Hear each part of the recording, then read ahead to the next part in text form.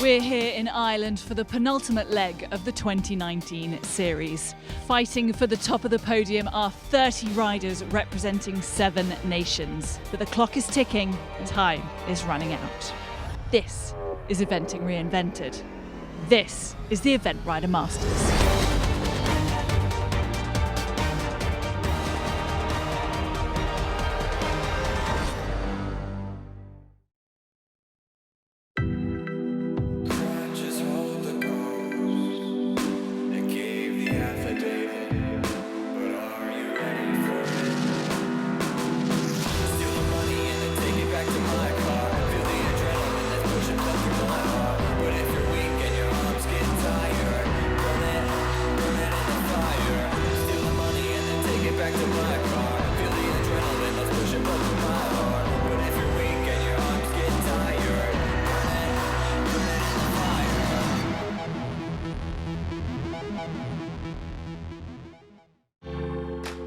Renowned for its rich equestrian history, the Event Rider Masters Series is here in Ireland for the very first time, and it is the perfect setting for Leg 5 of 2019. The Glenglees Arena here in Millstreet is located just an hour or so west of Cork in the south of the country, and what a venue it is for this pivotal moment as the series race reaches fever pitch. 4 of the world's top 5 ranked riders, 8 former leg winners and all 3 previous series champions make the lineup, and a whole host of other names in with a chance of gaining valuable series points here in the penultimate leg of the year. We've enjoyed a brilliant day of dressage yesterday. This morning it was all about the coloured poles, and the show jumping this afternoon all about the drama, the adrenaline of Mike Etherington-Smith's cross-country track. A very warm welcome, this incredible venue here at Millstreet, the lime kiln there, a huge feature fence on the cross-country track, and we hope you'll stick with us for all of the action throughout the afternoon. Delighted to be joined in the studio by series leader Janelle Price and also Darren Byrne from Echo Ratings. Darren, we've got you out of your corner. Looking forward to a good afternoon. Yeah, great to be back, Nicole. Yes, it's going to be exciting. I actually think it's going to be quite a high jumping clear rate. I think time is going to be, as usual, a really big influencer this afternoon. And Janelle, just a quick word on the ground. You've been out on course this morning. What were your thoughts? Yeah, I was pleasantly surprised. The time factor, it wasn't perhaps as easy as I thought it might have been. You know, perhaps that's a bit the ground. I think they're going to need to be aggressive early on in the first 2 minutes. But we've got such a high calibre of competitors. I'm sure we'll see some make it. Well, watch this space. We really do have some of the best in the world in the lineup here in Millstreet. And as we creep ever closer to the action, Hannah's going to be down there on the ground for us. Thanks, Nicole. Yes, I am here. I'm down at the start in the start box for the cross country, and it is going to be a tough old track, I can tell you. The ground is really churned up. They've had a lot of rain here in Ireland, as you would expect. It's not particularly wet, it's not particularly muddy, it's just soft. I'm at the start box. You can see fence 1 down there. It's a long, difficult, twisty, windy track, and it's going to be exhausting underfoot for the horses. Well, it's going to be really interesting to see how that time does play out throughout the afternoon, and we are going to be sure to see a few more movements on the leaderboard. But of course, we are leg 5 in the series here in Millstreet. We've been all over Europe so far this year. Let's take a look at how the rest of the Event Rider Masters Series 2019 has played out. 2019, the 4th year of the Event Rider Masters Series, looks set to push the boundaries of equestrian sport even further. Tipped for the top ahead of the first leg were series favourites Chris Burton and Laura Collett. Also returning was the now FEI world #1 Tim Price with the world-renowned Wesco. With exceptional horsepower in his string and the world #1 ranking, he was a man on form. Riders also expected to make a serious assault were fan favourites Bill Levitt and Sarah Cohen, both pushing for the podium with renewed vigour. With the best 5 results counting towards the season championship, the competition and the road to Lignières-en-Berry was wide open. Leg 1, Chatsworth. Drama from the off saw Chris Burton withdraw after the show jumping. This, along with the absence of Tim Price, opened up the field for the likes of Laura Collett and Tom McEwen, with Collett ultimately taking the win and prized series points. Leg 2, Wiesbaden. The series saw a new field coming forward to stake their claim on the title. with double Olympic champion Michael Jung and defending leg champion Ingrid Klimke closing out the competition in first and third place respectively, with Chris Burton setting his series score in second place. Leg 3 Arviel. Current contender Bill Levitt continued his clandestine assault on the series, tactically picking up the points. A dramatic safety device activation saw Chris Burton take 11 penalty points in the cross-country, securing a series lead but preventing him from defending his Arviel title and catapulting the prices to a 1-2 at the top of the podium. The gloves were very much off. Leg 4 Jardy. Further drama from Chris Burton, who withdrew before the dressage, opening the door yet again to give Janelle Price the series lead following a 6th place finish. Bill Levitt and Shannondale Titan picked up their third top 10 finish in a row to gain a series boost up into second place. But it was the young up-and-coming French superstar Gireg Lecoz who topped the podium with Aspery de la Loge, jumping him into 4th place in the series standings. As we approach Millstreet in the penultimate leg of 2019, top contenders, fan favourites and the rising stars all jostle for the series top spot. With only 2 opportunities remaining, fortune will certainly favour the brave on the road to Lignières-en-Berry.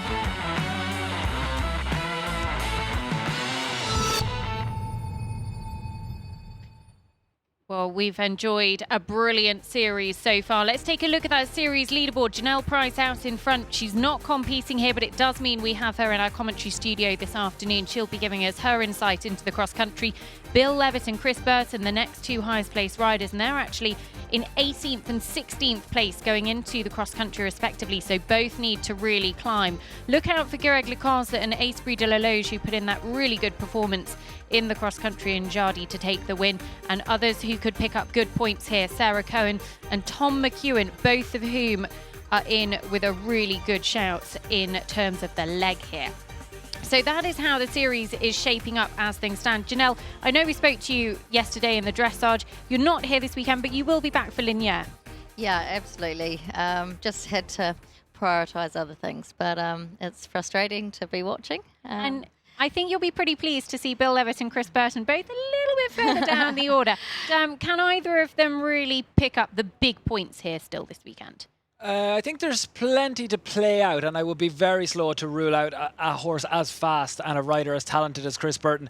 Janelle will know that, but from where both of those are, I think she's going to be reasonably pleased. I'm sure she is with where they are. I think the one to keep an eye on, maybe Sarah Cohen and Treason, 6th in the series at the moment, 42 points. If they were able to even a top 10 finish here, I would expect that for a fast horse. If they're able to drive up a little bit, I expect that could be one of the people heading to Lignières to keep the pressure on this lady. And actually Sarah Cohen in 10th place coming forward to the cross-country a little bit later on, so lots to play for her on course. Well, if you want to stay involved in the Event Rider Masters series between legs, then make sure you sign up to the Event Rider Masters Platinum Club, eventridermasters.tv for more information. Lots of exclusive content, behind the scenes access as well. I think there's a pretty impressive yard tour coming a little bit later on this year with Chris Burton for all that behind the scenes access as well. So take a look. Well, we mentioned Sarah Cohen just a moment ago. Now, Sarah Cohen has been a huge part of the Event Rider Masters series with Treason. They were actually series runners-up a couple of years ago. They won in Wiesbaden 2017. Let's find out a little bit more about a combination we know well.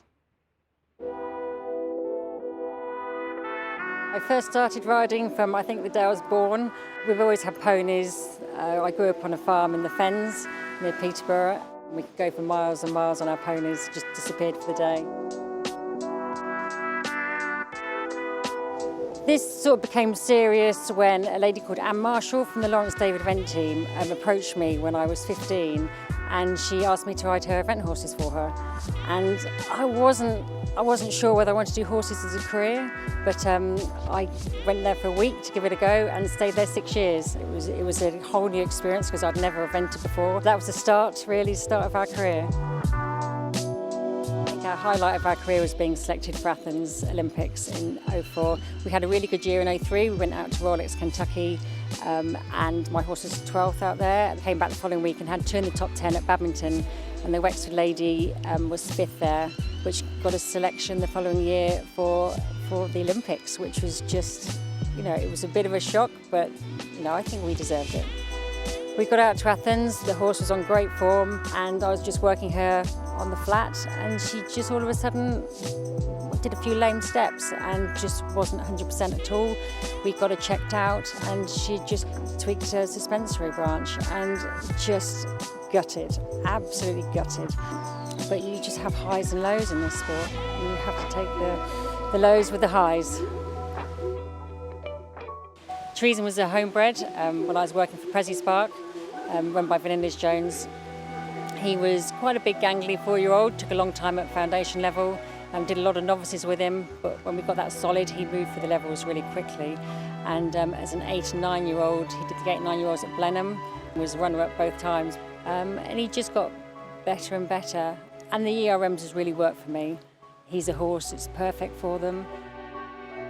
Definitely in the Event Rider Masters, my high was winning at Wiesbaden in 2017. We went there, we were the only Brit there. I go to these places to be competitive, do the ERMs to be competitive, but I never really expect to win, being a one-horse rider and, total amateur these days. And we went there and it just all went well. And we ended up on the top of the podium, and it was just the most amazing experience. You've got to make the most of these highs, and we sure did. The future for myself and Treason, I'd love to get another season out of him doing the ERMs. He's feeling fantastic, and I see absolutely no reason why not. And then I'd love to find another horse to carry on doing the ERM series with. I just think it's a fantastic series for the sport, and I would love to still carry on being part of it.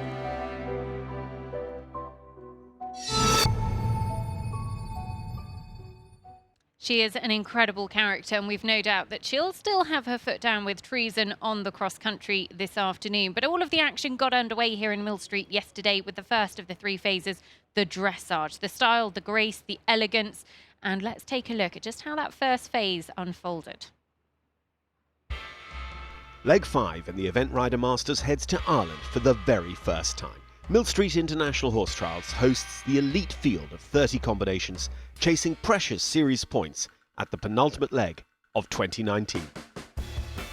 This time I've brought out old trusty, Graf Liberty's here, and there's been some rain cross country, but my guy's pretty good in the mud. We'll have a crack and see what comes. For me, it's all about series points. He's not slow, but he's not as fast as some. So for me to hold a decent position, I absolutely have to try and make the best of dressage and show jumping. With current series leader Janelle Price not in attendance, the door is open for the chasing pack to make gains in the 2019 title race. Price's closest rivals, Chris Burton and Bill Levitt, found themselves well off the pace after the opening dressage in 17th and 18th positions respectively. British rider Sarah Cohen kicked off leg 5 with an excellent dressage performance on Treason, scoring 26.4 for third overnight. These 8s are really pouring in now for Sarah Cohen, so this is definitely coming into leadership territory. Sarah Ennis and Horseware Stellar Rebound turned on the Irish charm in front of the home crowd, earning 25 from the judges to end the phase in second. But lovely canter, lovely balance, and the frame is lovely, very nicely uphill. So here, the ingredients for a nice change are all there. Yeah, very on the aid and expressive. But the standout test of the day went to Oliver Townend and Ballymore Class. The 2016 series winner marked his return from injury with a score of 21 to give the duo a full show jumping poles lead going into day 2. Oliver Townend and Ballymore Class have absolutely laid down their challenge in this first phase. They come to their final halt. He salutes to our ground jury. That is an incredible test.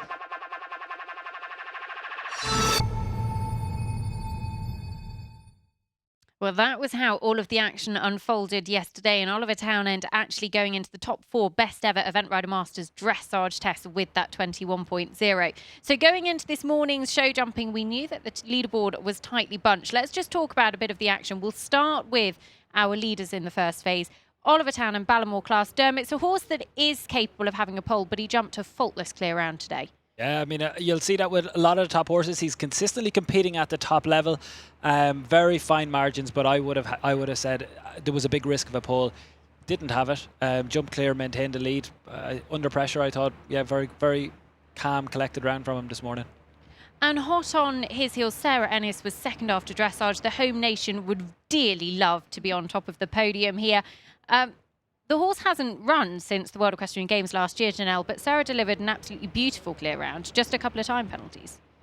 Well, it's a class horse, and she's very, very experienced. And how exciting would it be to have our first Irish ERM winner here at Millstreet? Well, it could well happen. She's been second in the Event Rider Masters previously at Chatsworth before.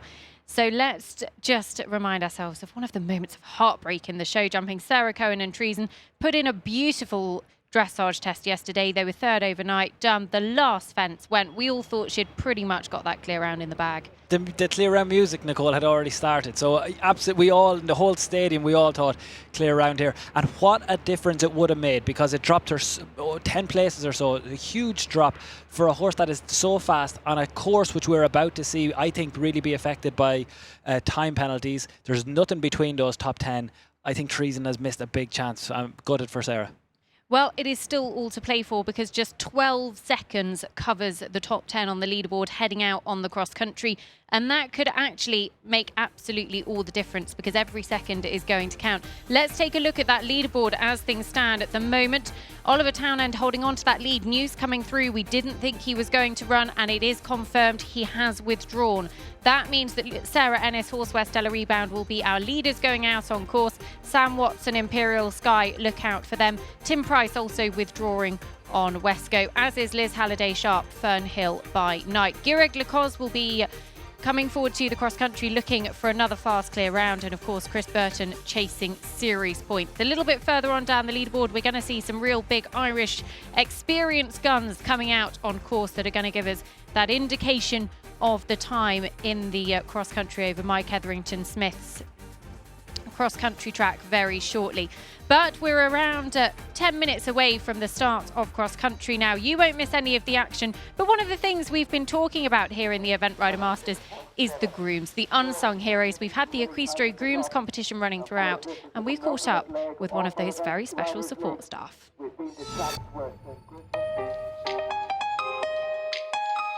Hello, nice to see you. Hi. My name is Charlotte Andrews. I am head girl and travelling groom. I work for Sam Griffiths. He's here with Billy Liffey in the ERM class this week, and Billy Liffey is owned by Lord Rodmith. My role as head girl is to organise daily routines in the yard, make sure that farriers and vets and dentists are coming in at the right time.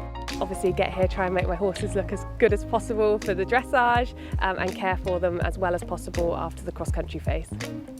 So a typical day as head groom for me, I'd get to the yard around 7 to 7:30, check on all the horses, make sure they've all eaten up in the mornings, make sure the girls are organised and they're doing everything they need to do. Then I'd help tack up for Sam, make sure he's happy, jumped all the ones on the list. And then in the afternoon we'd come out from lunch, get loads of jobs done on the yard, make sure the place looks tidy for owners and sponsors turning up to see horses and Sam. And then we'd finish the day at around 5 o'clock and pack up, make sure horses are happy and go to bed. Life on the road is very different. I've not always been the biggest fan of camping, but I'm getting there. My boss, he's a great guy and I have good fun with him, and all my horses are really lovely to look after. So yeah, it's really good fun, love it. The number one ERM horse of all time would have to be Happy Times. He's now retired, he was a fantastic horse. My current number one ERM horse would have to be Billy Liffey, the horse we have here at the moment. He's just my big ginger best friend and I love him to bits. The fact that I get to come out with top horses at top events week after week with a top rider like Sam is what really drives my passion. The future, what does it hold for me? I'll do another season with Sam next year and hopefully looking towards Tokyo, and then I'll kind of reevaluate where I stand. We shall see, but it definitely will remain with horses.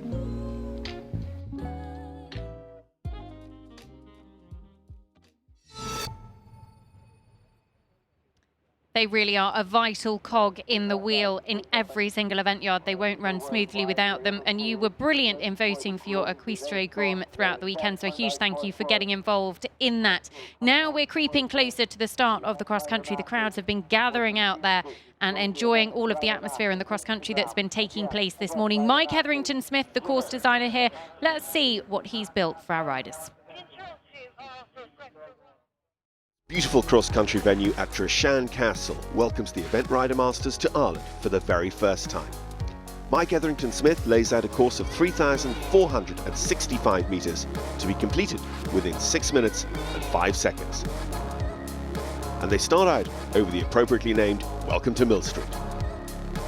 Picking up the Equestro shelter at fence 2, then it's a straight run out onto the course for the Horse Sport Ireland Shamrock Water. Jumping in over the castle, through the water splash and out over an angled brush panel. Just over the 3-minute marks, they're going to pick up the SAP double corners, huge corners on a very tight left-hand curving line. The Event Rider Masters angled cabins at 13AB, with the internal distance to be managed by the riders, is the next big question. They'll fly out over the DHL cordwood pile at 15, before the Wilbury Wonder Pony viaduct table at exactly the 5-minute marker, fence 17. It's back to the Horse Sport Ireland Shamrock Water, where they jump a brush arrowhead or wishing well at 18 through the water itself. Close to home then, it's the Event Rider Masters Gypsy Wagons at 21. Once they put this behind them, it's a gallop all the way to the finish. And as ever, with a reverse order cross country, we won't know the result of the first ever Irish leg of the Event Rider Masters till the final competitor crosses the line.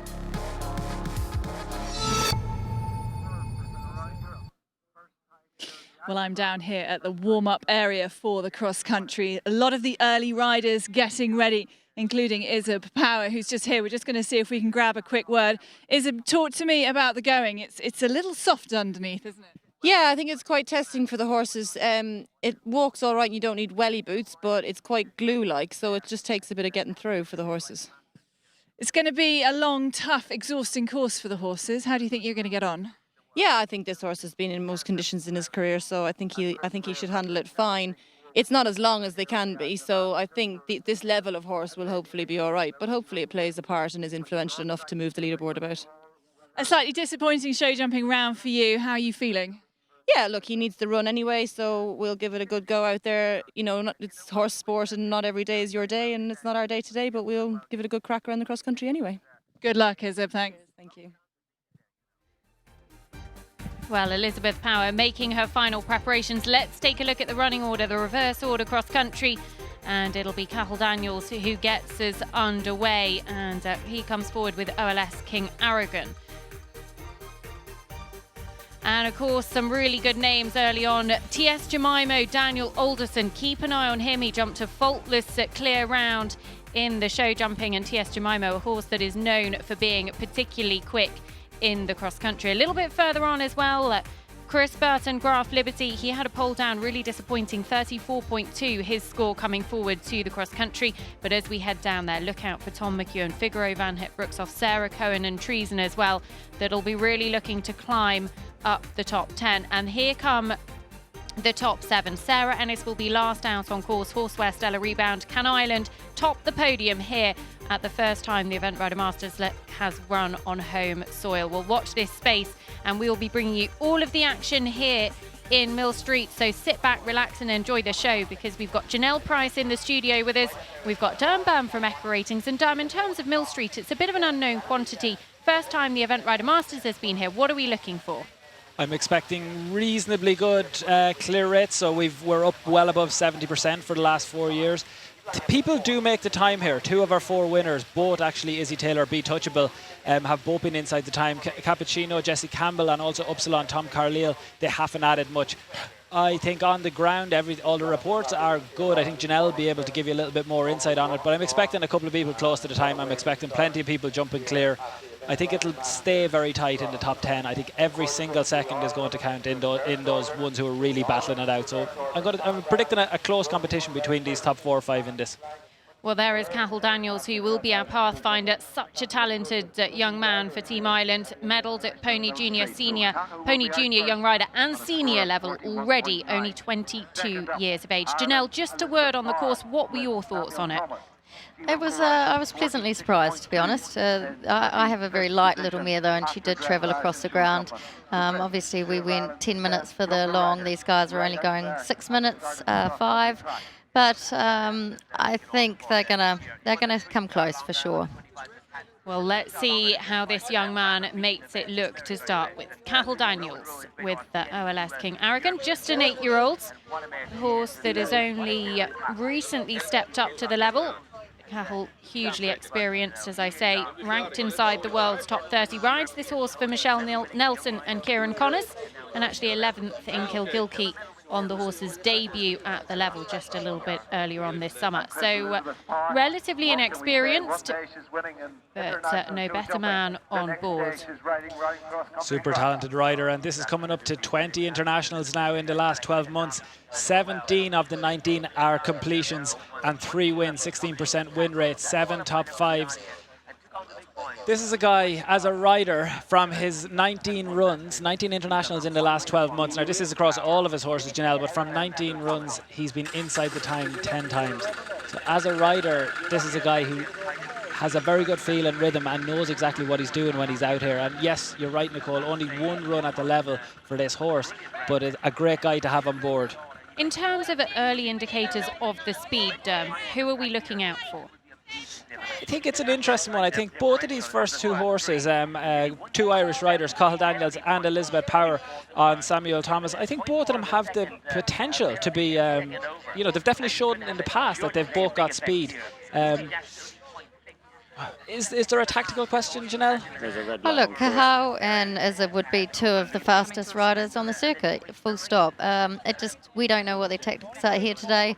I would imagine coming in sort of at the tail end of the field, they're not going to go for broke, but they naturally ride in a fast rhythm, and I think we'll get a good gauge from them.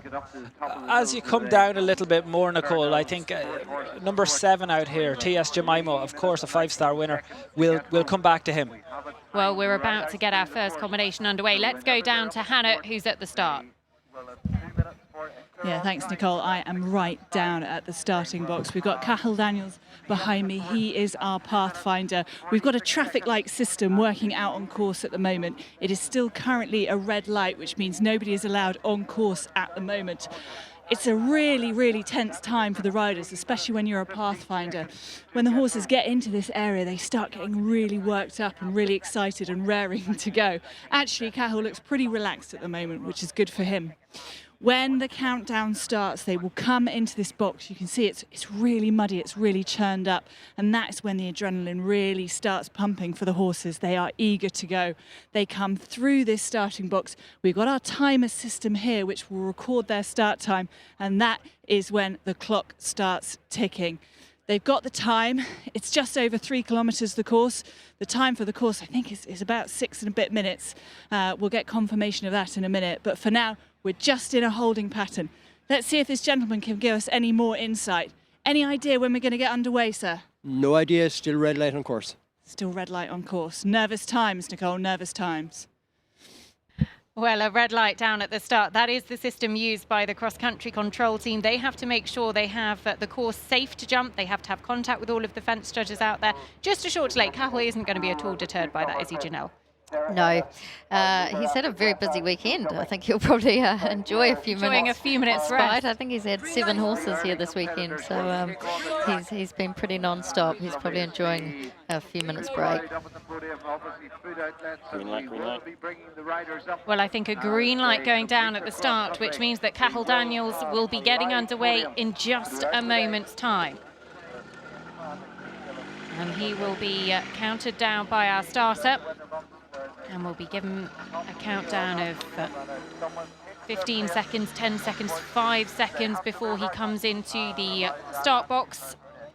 And the horse looking really relaxed, not at all concerned by a few moments. Some horses get pretty lit up down at the start, Janelle, but this is a horse that absolutely not the case. No, he looks very relaxed, Cahill as well. Like you say, he's only 22, but maturity beyond his years. Certainly rides with real maturity, and he's been an absolute sort of development or a find, I guess you could say, for the Irish team. I think he's got plenty of good years left in him to be at the very, very top level of the sport. Yes, sadly for us, he does. Well, he will be in contact with our starter, Hannah, just getting the inside information as to when we will be starting. But here he comes. Starts his watch. How soon do you start your watch, Janelle, before coming out the start box? I always like to start at about 3 seconds before he lets me out, and then I feel like I've just got a tiny little buffer. We just heard 15 seconds there held by our starter, so let's hear him be counted down. 5, 4, 3, 2, 1. And away goes. So we're live here on the cross country. Event Rider Masters here in Millstreet, the reverse order cross country. And a very warm welcome to you. Cathal Daniels gets us underway over the welcome to Millstreet. Then he'll go on to the Equistro shelter at 2. 2 really nice inviting fences to get him underway. And that's pretty normal, Janelle, given by the course designer to get horses into their rhythm before the big questions start coming. Yeah, absolutely. I think normally you would expect sort of number 4, occasionally number 3 to see your first sort of combination or your first question. But certainly the first few fences are designed just to get the horses going and the rider's eyes in. Well, Cathal, no problems at the Ballymaloe Relish picnic table at 3. So we'll head into the far field. Go to the Equine Warehouse, Drominahilla Farmyard. Before that first big question does come up, the Horseport Island Shamrock Water at 5, which actually, if you saw an aerial view, it is a shamrock. Janelle, just talk us through this first water. It's the first question, as I say. So they come off a bit of a right-hand bend, but obviously landing on the dry, you've got to stride before going into the water, and then up to this angled brush. But I think the designer's been quite forgiving here. The brush isn't cut too narrow, and I think the horses are going to read it quite nicely. Well, no problems at all there for Cathal Daniels. If you are just joining us, just a couple of withdrawals to bring you up to date on Tim Price, Liz Halliday-Sharp, Izzy Taylor, and our leader after the first 2 phases, Oliver Townend, all withdrawing, so won't be coming forward to the cross country. But Cathal, it's a really long pull up this hill, isn't it, Janelle? Because it almost looks a little bit deceiving on camera. It surprised me actually how hilly the hills felt. Might sound a bit silly, but pulling up here it really felt like a proper hill. Again, heading up to sort of the castle fence at 9 and 10 there, it felt like another quite a pull. So it's a bit more, the terrain plays its part a bit more than you might think walking it. This distance here, see, he actually got an extra stride in there. It walked quite short, but it rode quite long. And luckily Tim gave me a bit of a heads up before I left, and I certainly rode it a little different than I initially thought having walked it. Well, no problems through that combination at 7. All the global event horses road crossing at 8. So this is the hill, Janelle, you were talking about, up to fence number 9, and then it'll be the big Fernhill Sport Horses Fort at 10, 11 A and B.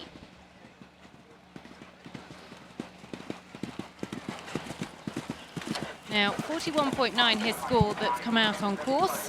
What do you think of his speed so far, Janelle? I wouldn't say he's totally chasing that clock. No, it looks a little quiet on the rhythm, and perhaps he's not quite meeting the fences in such a forward nature as he might otherwise want to be. You know, it's actually quite wide too. It's deceiving, that table there at 8. It's actually very, very wide. But the horses are, you know, getting a bit of a perspective by now of the dimensions. But I would say he's certainly down on the clock. I would actually say, I've just looked, and he needed to be jumping into that first part of the castle at 3:19. He jumped in at 3:14, so he's only 5 seconds down. Okay, well, what do I know? I'll know, watch this space, because it could be the second half of the course, or it could be that the time is more achievable. I think that's fascinating, Janelle. The second part of the course, if there is an opportunity to make up time, and what we're seeing from, and sometimes it is deceptive because this is such a talented rider that while it always will look like he's not necessarily pushing the horse, he is in such a nice rhythm that, you know, he's not losing any time. But you mentioned the second half of the course, there is opportunities in this galloping track to be able to make up time. If we were to see a fast time here, it could really make an influence on, you know, potentially not huge shifts in that leaderboard. Again, keeping Sarah Ennis right up there. Yeah, I mean, I don't think we're going to see a huge amount of jumping fault. I think the course walks fairly straightforward. It's not overly technical. It's certainly well up to height. But like I said, you get this calibre of horses and riders, and I mean, it's no disrespect to the designer. They're just so good that they're going to make it look easy. Well, news just coming in that the rain is actually starting to come out. But coming to the lime kiln, now this is a really interesting fence. You can perhaps hear it. The water cascades down the side there, but I think it's more of a rider frightener, isn't it? It is, and it's my first time here at Millstreet, and I asked a few of the guys that have been here numerous times and sort of said, do the horses spook at it? And they assured me they don't, and they don't seem to, but it really is a wall of water all along the side of that fence. It's very unique, it is beautiful, and but it doesn't seem to distract the horses. Well, one thing I would say is the time has slipped away from Cahill down at that lime kiln water, so he is around 30 seconds down on the clock at the moment. Here comes the... This is an interesting fence. I thought this was perhaps one of the more technical fences on the course. It's a coffin rail on the way into the ditch and then one stride to an angled brush. And some people are riding it on the very straight line like we saw Cahill do, which makes it a very long stride on the way out. I personally went for a bit more of a sort of a slight arcing feel through it, which just made that distance a bit easier. Well, he comes to the Horseport Island Shamrock Water for the second time. Just this right-handed turn to the duck on the way out. The swan, I should say. And no problems at all there. So he's very nearly on his way home. He's got 4 jumping efforts remaining. One last major question. So from my calculations, so you need about a minute from here. So that would have him sort of 15 seconds down. Yeah, he's going to definitely go into the red in just a moment. You can see the clock ticking down in the corner of your screen. That's going to turn red, and it will certainly clock up very quickly. 0.4 of a penalty for every second over the time, and he's going to come to the Event Rider Masters Gypsy Wagons. Just the last real question. Riders required to take a pull here. They deserve respect, but easily done, and he can kick on towards home. Just the final, Nick's nailed it, Clara Finale, clears it very well and kicks on through the finish. So he's going to be some 26 seconds over the time, and 10.8 time penalties for our Pathfinder, as here is Elizabeth Power and Samuel Thomas. Now this is a horse, Durham, that can be very quick. Yeah, look, we've seen Samuel Thomas competing at the very top level. Very good result for this pair at Burley as well. For me, just going back to that last round, and again looking at Isopon course now, this is a huge opportunity to showcase some of the top Irish riders we have in the sport. And from the calmness of Cahill, from all of the experience that Isop has brought, you know, we've seen her show jumping in the RDS last week, and now here on screen here, I think as we move through this from riders like Paddy Whelan, Mike Ryan, Jim Newsom, and then ending up with Sam and Sarah later to come, I think it's a brilliant opportunity to showcase some of the Irish talent on the course, and Isop Power on course now is going to showcase all of it as well. Well, Elizabeth Power looks to have run into difficulty down at the corner with Samuel Thomas, Janelle. It's more a whisker. It's not a corner. It's this coffin that we've just spoken about. But yeah, he's actually run off a second time. So he is an experienced horse, and Isop will be a little bit grouchy about this. Well, look to have cleared it on that third attempt. As away goes Patrick Whelan. But that was a surprise for sure. You'd think he would know better, but horses are sent to try us, and it might be just a wee sharpen up she needs before what's to come ahead. Well, there is Patrick Whelan, footfall clear through the Fernhill Sport horses, fought at 10 and 11 AB, and 47.4 their score coming forwards. So they head on to the Event Rider Masters corners, or the SAP double corners, as here is Elizabeth Power and Samuel Thomas coming towards home.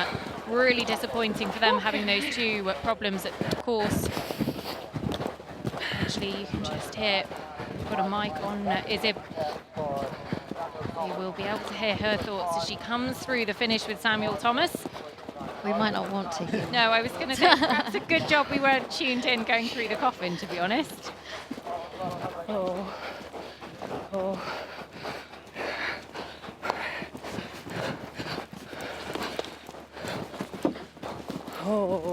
And she's just steadily coming towards home now. It's been a good round other than those problems. She'll be frustrated with them, but Samuel Thomas is home clear. Now it'll be interesting that time. She was well over the time, but she did have those problems out on course, remember. I mean, interestingly, she's only 13 seconds slower than Cahill, so it was probably a very, very fast round to that point. Absolutely, good spot. And again, it just is giving us another indication. Sam Thomas, definitely one of the fast horses, but I would say there's probably 2 or 3 to come here. We're still waiting, I would say, on Jemimo. Jemimo potentially goes inside the time with Daniel Alderson, who won't be too far in. I think that's our big indication of probably what we could see in the top 5. What I will come back to, which now when we get into this top group, is actually there are a group of riders, while they're all at the top of the sport, none of them have necessarily been consistently winning ERMs. So there's going to be a big pressure cooker building, I would say, when you see these names coming to the end. Yeah, it would certainly have been an interesting trifecta. What a trifecta would have paid this weekend. So, yeah, it's all to play for. Well, Patrick Whelan just riding his luck a little bit at the second or the third element, the brush shoulder of the Coffin combination, but he is clear. And Footfall, the horse that he's really brought up all the way through from Pony Club. And he comes to the Horse Sport Island Water the second time through this water, the third opportunity for horses to get their feet wet. And kicking on towards home. Don't look to be travelling too quickly.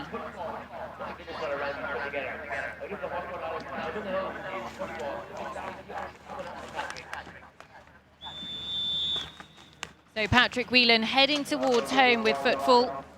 And Wilbury Wonder Pony strapped to his back. It's been a good Event Rider Masters debut from this young man. And the horses look full of running coming home, so that is certainly going to be a good indicator for the sort of leading pack. They're going to be pleased to see these horses running so well, and it'll give them sort of confidence to get out and certainly have a proper cut at the time. Well, a quick check of the watch as he heads towards home. And he clears the last 2 complete. There'll be a few time penalties to add. We'll confirm those for you when they come through.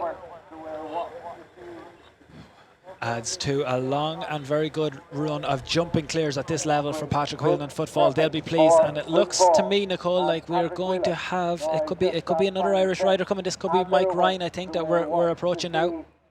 Yeah, Barnahound Cornhill comes out on a score of 42.9 in 24th position after the first 2 phases. This is just an 8-year-old, Janelle. So how much of it is giving these younger horses a good experience under these types of conditions as well? I think it depends a little sort of who you are and what your objective is. You know, how many times have we seen Mickey Young win major things on sort of 8 and 9-year-olds? So I think it varies from person to person and what your expectation is when you come in. But Michael is certainly giving this horse a lovely ride. He always does. You know, he's very reliable cross country. And it certainly looks like an exciting horse for the future. Well, here is Jim Newsom and McGuinness, a horse that has been such a star for him over the years. His 5-star campaigner, actually won Ballindennis 4-star last year, and a horse 17 years of age, one of 3 in the field by Limerick, in very good company as well, because both Graf Liberty and Shannondale Titan by the same sire. And it's great to see these 17-year-olds, you know, still enjoying the sport and looking as well as they do. And, you know, maybe that's sort of one of the benefits of having lost the steeplechase and roads and tracks, you know, all those years ago. I'm interested to see, we've had a couple of people come off here in 5 strides. You know, walks a short 4, so I'm a bit surprised to see the odd 5. Equally, the next combination, the 2 corners, was sort of a 4 or 5, but maybe we'll, as the field comes on, we might see some taking that 1 less stride. Well, there is Michael Ryan, Barnahound Cornhill heading on towards home, and those time penalties that look to be clocking up already for him. And he's very much within the sights of home now. Just 4 jumping efforts remain. And he opens up on the accelerator as the rain has been just starting to trickle down on occasion here in Millstreet. And you can just see almost approaching a minute over that time. So he comes to the Event Rider Masters Gypsy Wagons. And Mike Hetherington-Smith has been pretty clever here, Janelle, because it's not a tough question, but horses can be a little bit tired and they slow riders up as well. It just deserves respect. It is straightforward, but it's sort of got a round, you know, front to it, so you have to be a little bit careful of the front end if they're a bit low. And we saw here Barnahound Cornhill, he was just getting on his forehand. Michael was sort of trying to have to wrestle the front end off the floor a bit, and you know, that's time consuming.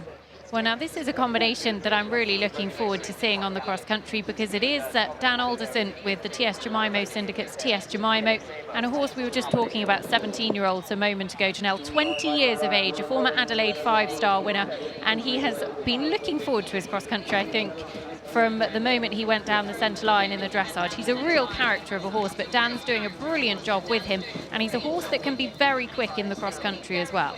Well, for sure, and let's not forget he was brought over from Australia by Christopher Burton, so he's well used to going to time. And I think Daniel, got him a few years ago and has had a fantastic time with him. So it's great to see this old horse giving Daniel experience and a real thrill when learning how to ride cross country in such a brave and forward style. Yeah, and he's still, as you say, just quite a famous horse, in the sport, Jemimo. And actually, when you see Daniel, we've seen a lot of Irish riders, and we're almost going to adopt this lad as well, because he's often out at all the Irish events. And seeing Jemimo coming into a dressage test beside you is something that still makes people take out their phones.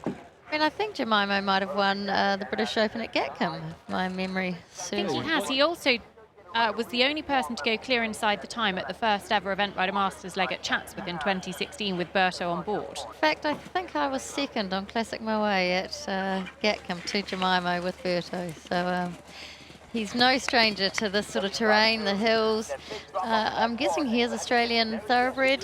He is. He was produced by Wilhelm Enzinger. Yes. And it was a catch ride for Chris Burton winning Adelaide. I don't think he'd really sat on the horse before and actually went on to win. So here comes Jim Newsom and McGuinness heading towards home. The clock just has turned red and those time penalties are clocking up. So the time has been pretty tough so far. We've certainly not seen anyone get close to it. We haven't really seen any really light horses on top of the ground, though, either. I think this is going to be the one that really does give us an indication, but he doesn't look to be going totally flat out. Looks quite quick to me. Well, don't forget, this is a horse that was inside the time at Burley when they finished on the podium back in 2015. Also, of course, Nicole, as you mentioned, inside the time at Adelaide when they won that 5-star. And look at him as he is pricked. I like the way he carries his head, a bit higher than some we've seen. I guess that's, the real blood horse in him. But a really nice feeling as a rider when they've sort of got their head perked up like that and those little ears looking for the next fence. I have to admit, I was already a fan of this horse, but he is just such a star because he loves his job. The expression he gives in all three phases really is quite special, and he is still looking full of running as he heads towards home. Now, he would have needed around 2 minutes on the clock jumping into that first element of the water to get home, so he is slightly down, but 38.5 could very much go to the top of the clubhouse leaderboard of that.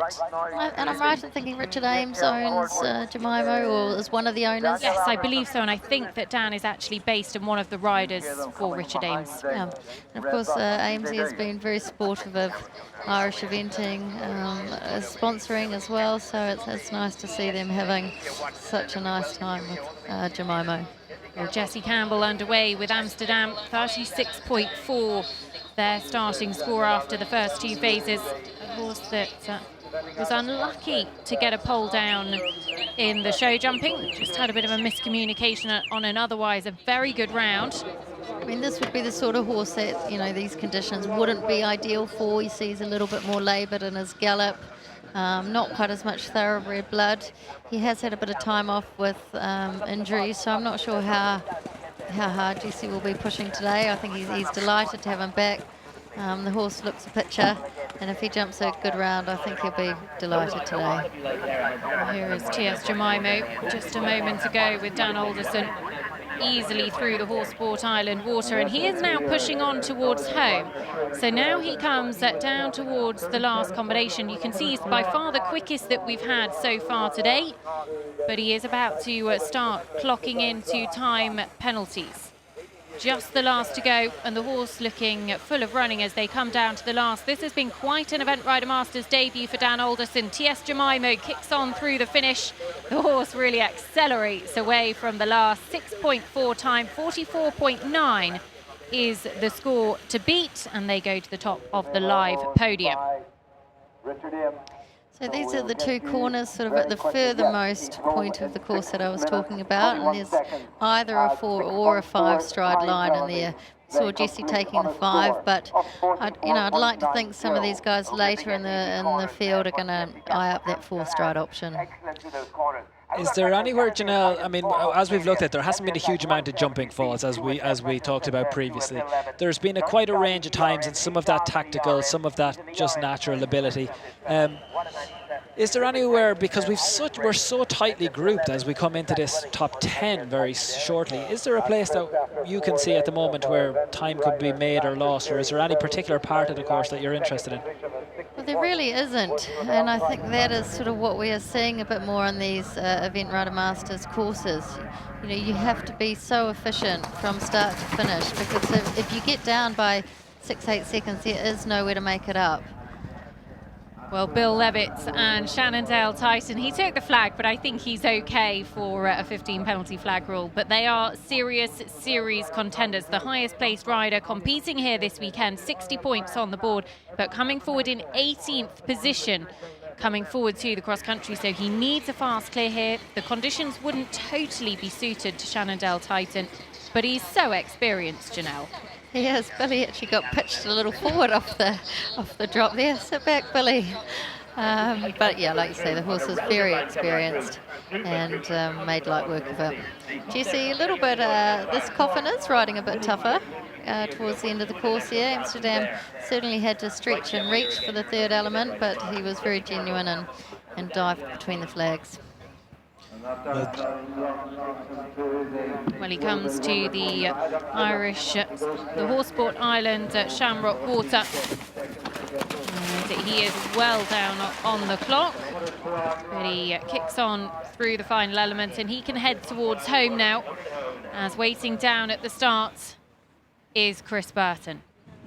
Dubbed by Echo Ratings as the fastest man on turf. We're going to come to you in a second, as to why that is the case. Graf Liberty looking pretty keen to get his round underway. He needs a fast clear here. Now, this is going to be a real indication of that optimum time.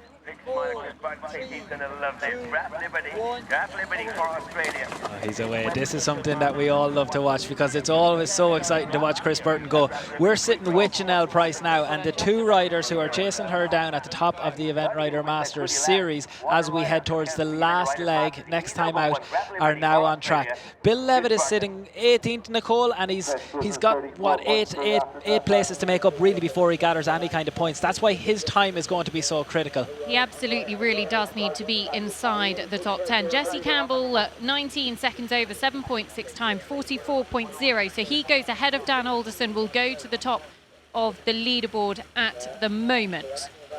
But if we go to Bill Levitt at the SAP Brush Corners right at the top end of the course, inside the time. And easily clear through both of those. This horse so experienced. Bill working pretty hard away from there, kicking towards home. 2 minutes and 15 left on the clock. He is 30 seconds down on the clock. Yeah, I mean, I think, you just have to look at the horse, and he like you say, he's not suited for these conditions, and he looks to be working quite hard in the gallop. Billy's working hard as well, but I think it's probably not quite his forte today. We're looking at one of the most, certainly the most experienced horse in the field at this level. 36 times Shannondale Titan has previously been out in a 4-star short, and going again today. Bill Levitt 130 today, not age, 130 runs at 4-star short. So huge experience pair. Very much love this part of the Event Rider Masters Series, but under pressure now to try and get series points. And here's the other man on that podium who's chasing down Janelle Price. Graf Liberty, one of the fastest horses in the sport. Christopher Burton, the fastest rider in the sport at the moment. Over 50 internationals at this level and above, where we're seeing this man make the time. And Janelle Price is shaking her head. She does it often with Classic Moet. This man has done it with 16, 17 different horses now since 2010. So keep an eye on on this. Complete rhythm all the way through, and Graf Liberty looking good so far. Now, what is it about Chris Burton that makes him quick across the country? He's so infuriating. He is. He just does it so effortlessly. And he's such a blimmin' nice guy as well. It's quite frustrating. But look, he's supremely talented, and there's no taking away from someone with that enormous amount of talent. I think where it is, he can fence so quickly. You know, he doesn't interfere. His eye is so good. He sees his distance from such a long way back that he is able to make very small changes to his distances, and therefore he keeps up an incredible rhythm. And how many times do we find ourselves sat there saying he doesn't look fast, and he's just coasting inside the time. And he took that on the short 4 strides that you walked it on earlier as well. Bill Levitt, Shannondale Titan coming towards home at the Wilbury Wonder Pony Viaduct table before the final water. And he's not getting a lot of height. Well, he was better He actually isn't, but he coming out is of the kicking water. on towards home. We've just come back to live pictures. Let's have a look at that clock. So the time penalties are clocking up. Bill just wants to get home and see as quick as he can. He needs to have as few time penalties as possible, but a big moment for the series because Bill Levitt, he kicked through the finish, but that is going to be an expensive cross-country round for him, and he really does need to be climbing up into the top 15 at least for series points. Can't see it, Nicole. Can't see it. I think he's going to need mistakes from others now. I think he's maybe left himself a little bit too much to do. Let's concentrate on this man. We've talked about the rhythm. Janelle, talk us through, because Graf Liberty, super talented. Chris Burton, super talented. As we've said, he's beside you on the podium at the moment. Could he make the time here? Is it another one to add? Before you say, Janelle, I will just tell you he's about 15 seconds up on the clock at the water. Oh, yeah. I hope you're joking, Nicole. Unfortunately for you, Janelle, I'm not. Oh, look, this horse is experienced, and he does say, you know, he travels well in the mud. I think we've just had a rider come off, Sam, the water. Well, coming to the water, this is our latest starter, Sam Griffiths and Billy Liffey. Billy Liffey, who had a super round in the show jumping and just running into difficulty. Oh, hold tight, Sam. And unfortunately not able to stay in the plate. He's up on his feet behind the castle and will be off in hot pursuit of Billy Liffey. But the horse just wasn't keen there, Janelle. No, I mean, it's a new partnership. I think maybe he's had Billy Liffey perhaps a year. Still a few teething problems, but you know, hopefully they can iron those out maybe over the winter and come out next year. Well, here is Chris Burton coming to the final water. Look at that clock. He's a minute to get home. He should be about to become the first person to achieve the time here, and he is still looking like he's going for a Sunday stroll. I mean, Nicole, I've got to be so careful with this. I did this last time out and I saw him knock a pin. You saw him look over his shoulder there. So that's going to be, we've got no more information other than we saw him look over his shoulder. But that is going to be very interesting if there is anything there. We're waiting for any feedback. Well, the MIM clip stayed in place, so I think he was just checking. You told me that before, Nicole. You told me that before and I was caught out. This is an important moment for the series, because if we can get this guy up on top, it will be in his own hands potentially going to Linier. Takes it out of Janelle's hands, well inside. Well, he comes down to the final fence. The clock is green. He's got loads of time to get home. Chris Burton, a master of his trade, and he goes home well inside the time. Finishes on 34.2. He goes to the top of the live podium. Has he done enough for series points? For series points, absolutely. I mean, there's going to be, we've seen time penalties adding up for other people before that. But don't forget, he's still reasonably far back in the order. How many series points is going to be interesting. He's not yet with right up there. I don't think he's going to win this from there. Well, away goes Flora Harris and Bayano. We'll keep you posted on Chris Burton, but Flora on a score of 32.8 in 14th position coming forward. Just 12 seconds covers the top 10 on the leaderboard, so it is really, really tight.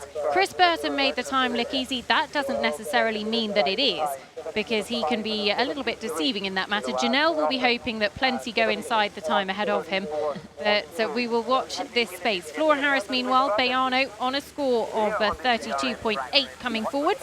So she went actually inside the time on this horse 12 months ago. Was one of only 4 to achieve the time. So course form He's a fantastic jumper, Bayana. We just saw there over the table at 4. He really gets up in the air after watching this horse, and I think I'd love to have a go. He just looks really fun, and it's been cheeky the odd time, but I think now she's got a really good relationship with him, and they've produced some fantastic results over the years. And her best ever Event Rider Masters placing was 4th at Barbury last year. She can actually afford to be 3 seconds over the time to go ahead of Chris Burton. Can't afford any more. Come on, Flora. This is where it gets very interesting, because as you said, we knew I was probably expecting Graf Liberty to be a little bit higher after Dressage, but where it gets very interesting now is top quality riders. I mean, we've got Bubby Upton to come, we've got Flora on course, our winner last time out, Gereg Lacaz, coming. Aurélie Reitveg is winning all over the place in France, in the top 5 international wins across the world this year. Then you've got Sarah Cohen. There's going to be huge pressure, I think, on these guys as the cauldron builds. I should say Chris Burton has set the standard now. 34, don't drop below it is what they're thinking, but any of them could as that pressure mounts. And Flora making the combination at 7A, B and C look really straightforward. And she kicks away. She doesn't look to be going too quickly across the country, Janelle, but it was just a little sticky coming off the bank. He was sort of, was a little petite, I guess you could say, at the top of the bank there, and she actually got a 4th stride in there. Perhaps she just showed him the stick a little bit and said, come on, boy, we've got to keep sort of taking it on. And talk us through this Fernhill Sport Horses Fort in just a second, because they actually jump into almost a big bowl, don't they? Yeah, so we've got the first little fort here, and you on a up to down landing, and then there's probably about 7 strides or so in the middle there, and then the similar question down to this corner. Flora's another one to do the 5 strides there, which is surprising me. And each of those strides really does make all the difference. Here is Millie Dumas and Fabienne, who put in an excellent dressage to be in 4th after the first phase, but actually 2 poles down, proving costly for her. And she comes forward on 34.4. She's producing some very good tests these days, Millie. Often sort of catch a really eye-catching image across the arena and look over and it's Millie on something. So that's great to see. Well, coming to the 3rd, Millie Dumas, easily clear of the 1st. She's got quite dirty breeches. I don't know what she's been up to, but I don't know if she's had a wee tumble in the warm-up, but anyway, she's underway here and off to a good start. Well, Millie coming to the first of the waters where we saw Sam come to grief a short while ago. Just swings right-handed, the big castle down into the water. They actually land on dry ground before they hit the water. Angle brush at the elements. Millie very comfortably clear through there, and she'll kick on up the hill and away. And you can just see the ground is really cutting up there out on course. They've had such an incredible amount of rain here at Millstreet. Huge credit to the team, because they've really made it possible to run here. And they really have gone to a huge effort overnight. Even a lot of the strings have been moved today after a day of cross country yesterday. You'll actually see between number 3 and 4 there, they've completely got sort of a new bridge area that we're crossing. So a huge effort too. Well, here is Flora Harris coming down to the lime kiln water. And actually, I think she might have missed the loop out on course. So she's actually had an error of course. And Flora Harris Bayano looked to have missed the big double brush corners up at the top of the hill, the SAP corners down at 13A and B. And there is Flora. She's been pulled up out on course. The fence judges are just explaining to her what has happened. Janelle, that is something that we don't often see at this level. No, it's not, but it can happen every so often. It can all happen. We can all do something like go before the bell. Or I did it at Campfire last year. It was the first time in my life I'd ever done it at 37 years old. I couldn't believe it. And is it that you genuinely just didn't walk it, didn't remember it? Is it I think the thing now, you know, a lot of these guys are riding several horses, often different grades, and particularly with the long and short format, you might have that the long went one way and the short cuts across a particular loop or something, so it can happen. Well, huge disappointment for Flora Harris, eliminated here for an error, of course, out on the cross country. As away from the start goes Bobby Upton, I think it might be, with Cannavaro. Bobby comes forward on 31.2. Made her Event Rider Masters debut a little bit earlier on this year. This is a horse that stepped up to 4-star level this summer. Had a couple of really good double clears at Burton, where he finished just outside the top 10 in 12. And also at Hartbury, went a steady double clear. So hasn't really pushed down on the accelerator. It'll be interesting to see if Bobby does that here. But in terms of talent and youth, Janelle, that is coming through, there's a real army of younger riders that are actually starting to make real waves in the sport. Yeah, I don't know Bobby personally, but she's obviously had a lot of success on the British team. She's a real graduate of sort of the Pony Junior Young Rider Europeans. A little bit of a nervous moment there coming out of the first water, but she won't be too perturbed. But, you know, these classes, they're really a good opportunity for these guys to showcase themselves in front of the public and sort of on a bit more of a high-pressure environment. So it's a great series for them to gain some invaluable miles. I'll just see where she had this nervous moment coming out of the water, Bobby Upton and Cannavaro. Of course, the FEI ground jury, the 15 penalty flag rule, will let them be the judge of that, but I think Bobby should be pretty safe with that one, just taking the flag. The ground jury will be watching the footage back, and she heads to the top of the hill to the Dunahickey Motors Flynn's Folly, and easily done through there. So many of these places now, they are actually having a fence steward with a video camera on the straight line, so there really isn't leaving anything to chance whether these horses are jumping inside or outside the flags. Well, there is Millie Dumas, still actually looking pretty good on the clock with Fabienne. Not as quick as Chris Burton, but she's not a million miles away. On 34.4, she actually went a little bit out of order, so she can't go ahead of Chris Burton, but she could go second on the leaderboard. Really slow. Thank you for letting me know.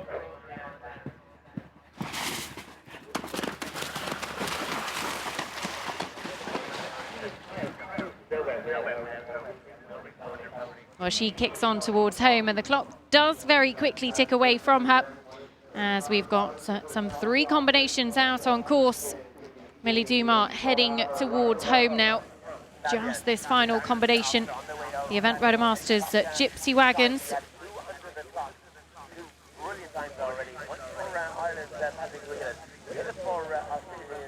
And actually news just coming through that the ground jury will be reviewing Bobby once again at fence 5B, so they will take another look at that in a moment.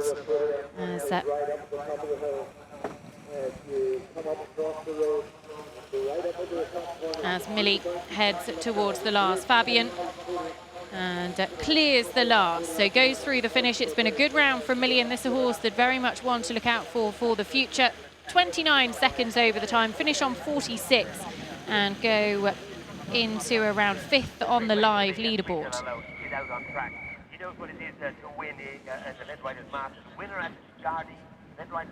So here is Bobby Upton, Cannavaro. No problems through those 2 houses. Cannavaro just looking a little weary, perhaps, Janelle. Yeah, he is. I mean, that is sort of the furthermost and highest point of the course. It's fairly downhill from here, so he may well get a second win, but he's still jumping. It's getting a little bit low, perhaps, in his gallop. Well, she comes to the Connolly's Red Mills Lime Kiln Water.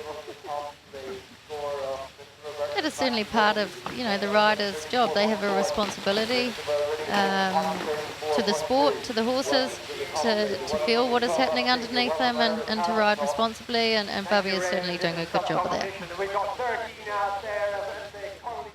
Well, this is the Bobby Upton flag penalty review that is being requested by our ground jury at fence 5B. Janelle, what is your opinion on this one? I think it's absolutely fine. That was very definite. Look, the horse has clearly made every attempt to jump the fence. I would like to think that it's simply just crossing their T's and dotting their I's. Well, we will get that confirmed from the ground jury when it comes through. But here is the Jardy winner, Guireg Lecon's Esprit de la Loge, who were the only people to finish on their dressage score at Jardy in leg 4.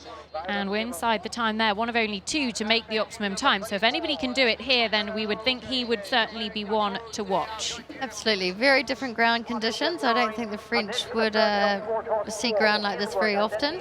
But it's not to say he's obviously a quick rider and a quick horse, and it's not to say he can't do the job. Well, Bubby Upton agrees with a clear round through the second of the waters, and actually the ground jury agree with you, Janelle, because they have marked her as clear after that flag review, and well within their rights to check it a couple of times. Well, keep a very close eye on this time, and it's not just you, Nicole, but also Janelle, because if Bubby Upton slips down behind, if she's slow here and she's behind Chris Burton, he will take over the series lead. If he gets into 13th or better from here, he will then take over this series lead, and it will all be to play for in Linier. But the time penalties are coming, Janelle. You want to keep a close eye on this. Actually, it is now confirmed. So Chris Burton will be the taking over from those series points ahead of Janelle Price going into the series finale in Linier. And he is the one to beat, but a great round from Bubby Upton. She's going to go second on the podium at the moment, and a really good round from this combination. Just a few seconds to add to their time. Here is Guireg Lecon's Esprit de la Loge. And a quick check of the watch as they go away from the SAP corners up at 13 A and B.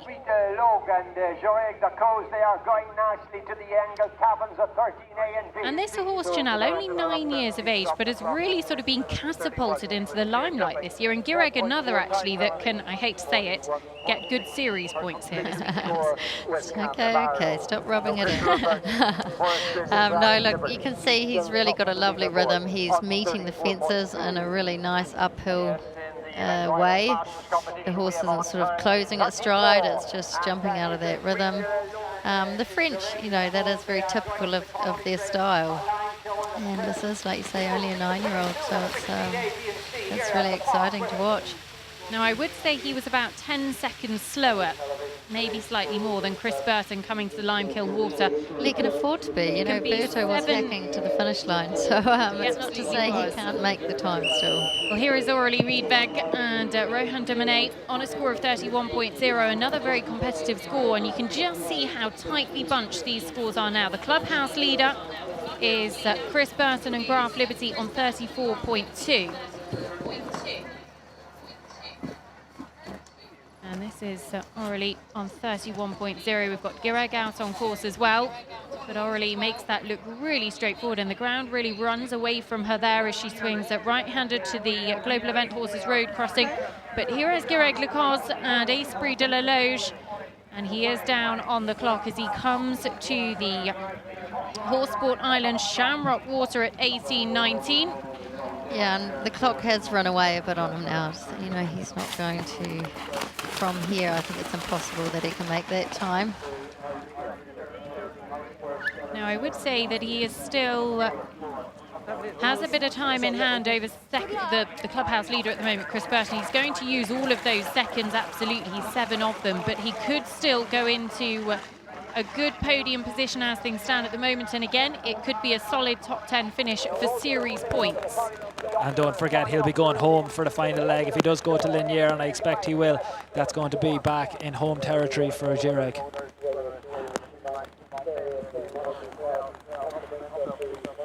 And he comes to this final combination. And you have to admit, this is a horse that has really stepped up to the level this year. Only one run previously and has been so impressive. Guireg Lecon's Esprit de la Loge continue their excellent Event Rider Masters form. They will go second on the leaderboard behind Chris Burton, and he will still be looking out for series points here. But Chris Burton continues his climb into top 10 territory.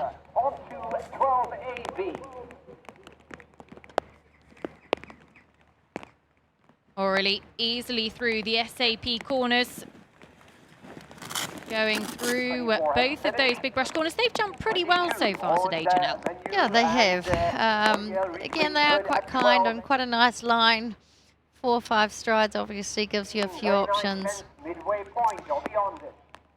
Well, here is Sarah Cohen and Treason in 10th place coming out to the cross country. So we're into the top 10 here, the reverse order cross country, and Sarah was absolutely gutted. That final fence down in the show jumping really did cost her, because she would have been in a podium position without it. But and I imagine she'll leave the start box sort of looking for a bit of redemption, so this really is a round to watch.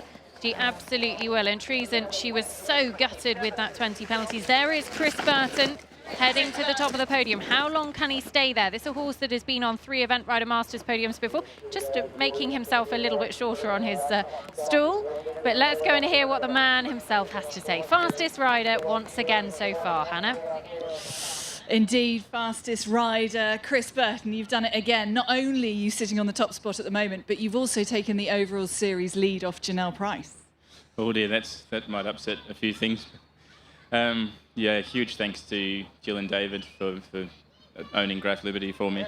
And he's really redeemed himself after his show jumping and dressage. He's just unbelievable. It makes my job easy. How was it out there? How was the ground? Yeah, I rode one around this morning and it's holding up, but with the top 10 to come, the heavens can open if it likes. I don't mind. All right, we'll pray for you, Chris. Thanks very much. Well done. Thank you. Well, Sarah Cohen heads on up the hill. Can she catch Chris Burton? He's on the podium. How long can he stay there? Well, Sarah Cohen on a score of 30.3, so she'll have a few seconds in hand. We'll wait until Aurélie is home with Rohan de Monet before we look at exactly how much time she will have in hand. She goes in front of the Event Rider Masters podium. Down. And the 3 strides has been generally the favoured approach there, Janelle. Yeah, I think it will be everyone's intended approach. There's been the odd one, obviously, that's squeaked a 4th stride in. But Cutty looked, by my reckoning, I think she was about bang on at 2 minutes. So that's certainly off to a good start. Well, Aurélie Riedberg already over the time with the Rohan de Monet, and actually looking like they had a problem. They did, down at 16C, which is the Eventing Island Park question, the coffin combination that we didn't see, but that'll be 20 penalties for them. We'll take them out of contention.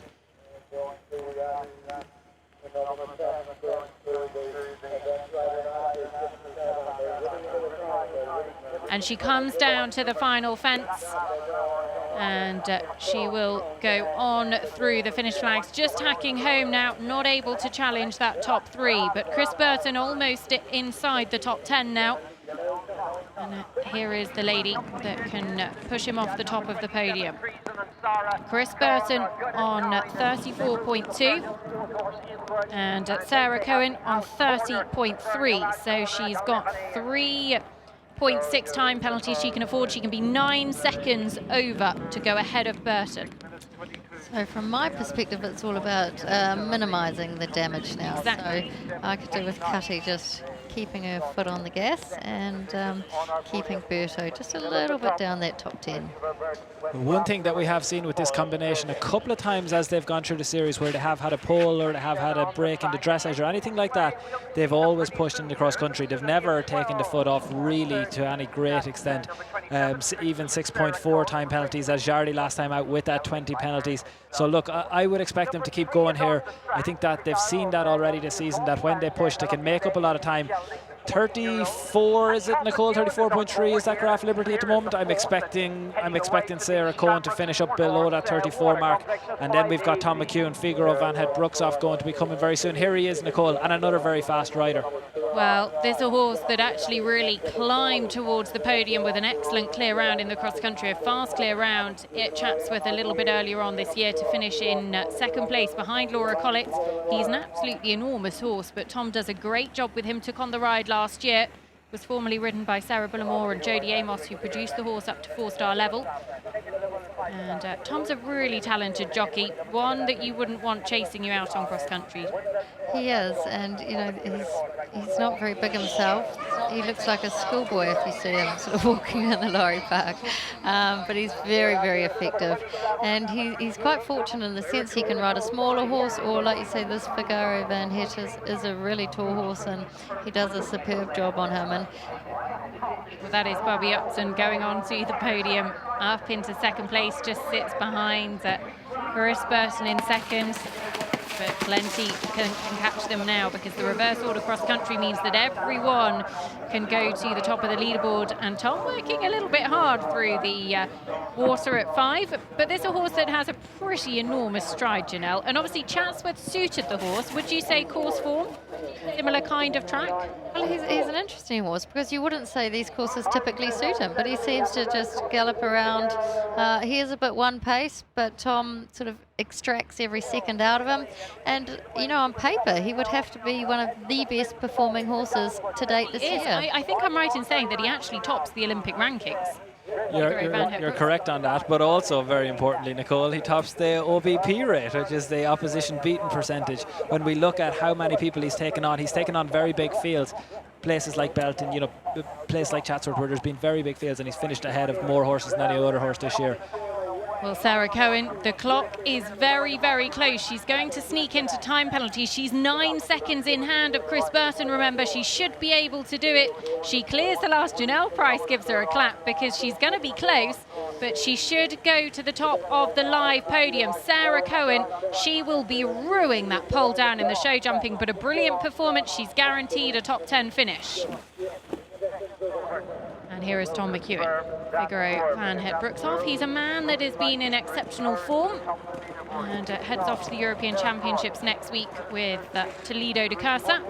It's the British team who won team gold at the World Equestrian Games last year.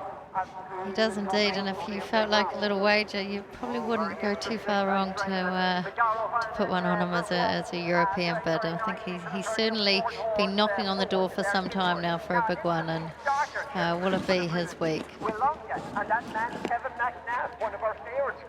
Well, actually, he can afford a couple of seconds over the time as well, Janelle. I agree that he is one of the favourites for a Europeans medal next week. But 8 seconds he can allow the clock to run over to go ahead of Sarah Cohen and Treason. And he's in 9th place after the first 2 phases. The course isn't always the easiest to ride in the cross-country, Janelle, but John just manages to get the best tune out of him. He does, and I think with horses like this, it's sort of about disrupting them as little as possible to be effective. A little bit of a nervous moment at the second brush there. Tom sort of had the 4 in his mind, and he was a little off on the 4 strides, but the horse picked up and jumped safely. Figaro, of course, previously with Sarah Bulmore and Jodie Amos. But looking at the Tom McEwen 2018, 2019, in particular 2019, this is like their last few finishes: second at Le Moulin, second at Chatsworth, third at Burnham Market, and winner at Belton, 4th at Blair at the end of last year. It's been an incredible run for this pair. You know, dressage tends to be in that high 20s, low 30s area, but they've been jumping clear. They've been very consistent cross country and adding a very small amount of time penalties. So always in or thereabouts. I would say 30.1. They're going to do it again today. They're not going to be far off this. They're going to keep an awful lot of pressure on Treason. I think this will be one that does Janelle a favour and potentially knocks Chris Burton down another spot. Well, 10 seconds down on the clock at the Limekiln Water, but he could try and make a few of those up. Here is Kevin McNabb and Will Lunga, who put in an excellent dressage test yesterday.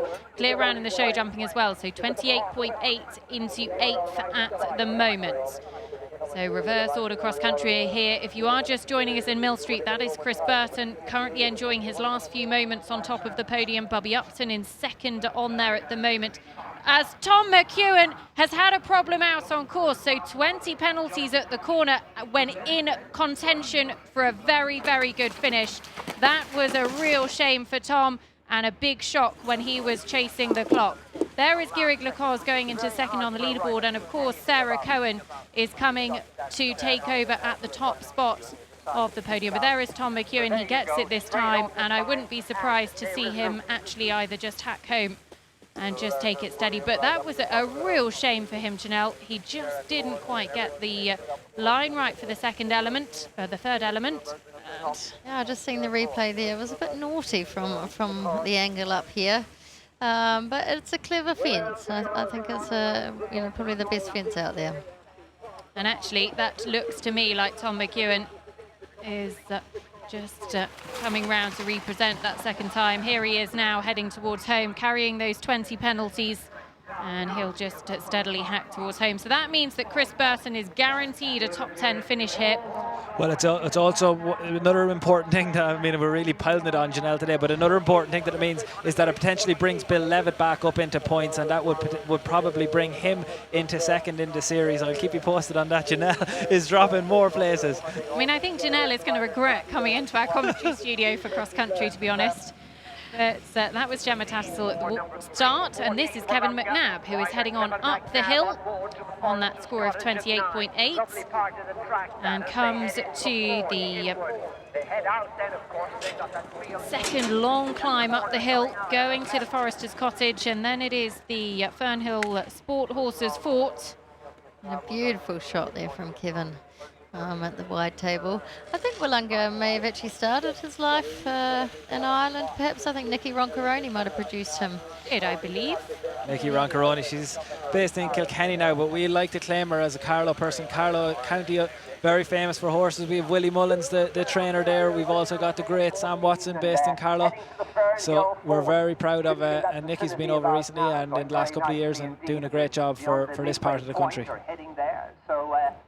Well, Kevin McNabb on course now has 11 seconds in hand to go ahead of Sarah Cohen and Treason. So he comes to the big SAP corners. And Kevin, he's a really classy rider. He's sort of, perhaps hasn't quite had the results on paper in the last few years, he's capable of, but he seems to have a bit of momentum at the moment. He's sort of gathering a really good string of horses. Willunga really seems to have stepped up this year.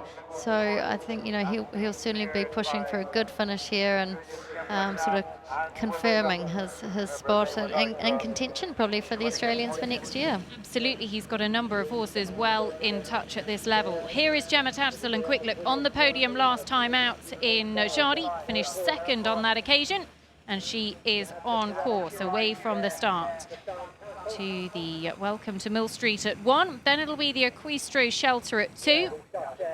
As here is Kevin McNabb. And he's, again, around 10 seconds down on the clock. So he would have been around where Tom McEwen was at that point. Of course, Tom then had a problem, so we don't know how he would have shaped up on that final clock.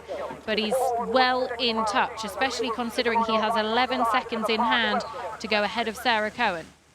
And I suspect you can't actually make up much time on those last 2 minutes. There is actually quite a lot of jumping effort. So I think what we're seeing there on the clock is probably a good indicator.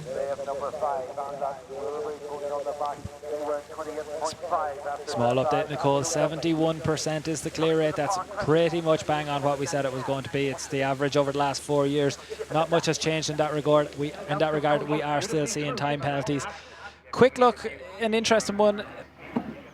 The ground, I don't think is gone. I think the ground has held up well enough for Quick Look still to be in contention here. 28.5. They have got a little bit of room. They have got a little bit of room to be able to add a little bit. Well, Gemma Tattersall heading on up the hill is there as Sarah Cohen taking over the top spot. Gyreg Lacoz goes down to third set. Chris Burton in second. Let's go and hear how Sarah thought her round went with Hannah. Sarah Cohen, an expensive pole in the show jumping, but you made up for it in the cross country and you left Jardy memories behind. Yeah, I was a bit more on the game today, and he felt fantastic out there. I had to be a little bit careful in this ground. You just can't gallop at the fences in this. Just had to support him a little bit, but he felt fantastic, and I felt better as well at the corners and the skinnies. I was a bit more, come on, make it happen, which I think at Jardy, I didn't feed myself before the cross country round there, where I didn't know. I've been told my son to have bananas, so that's what I've been doing. Well done, Sarah, thanks. Well, here is Kevin McNabb kicking on towards home. What is his time like? He's going to be very close. It needs to stop no more than 11 seconds over. I think he's just going to sneak behind Sarah Cohen on the podium.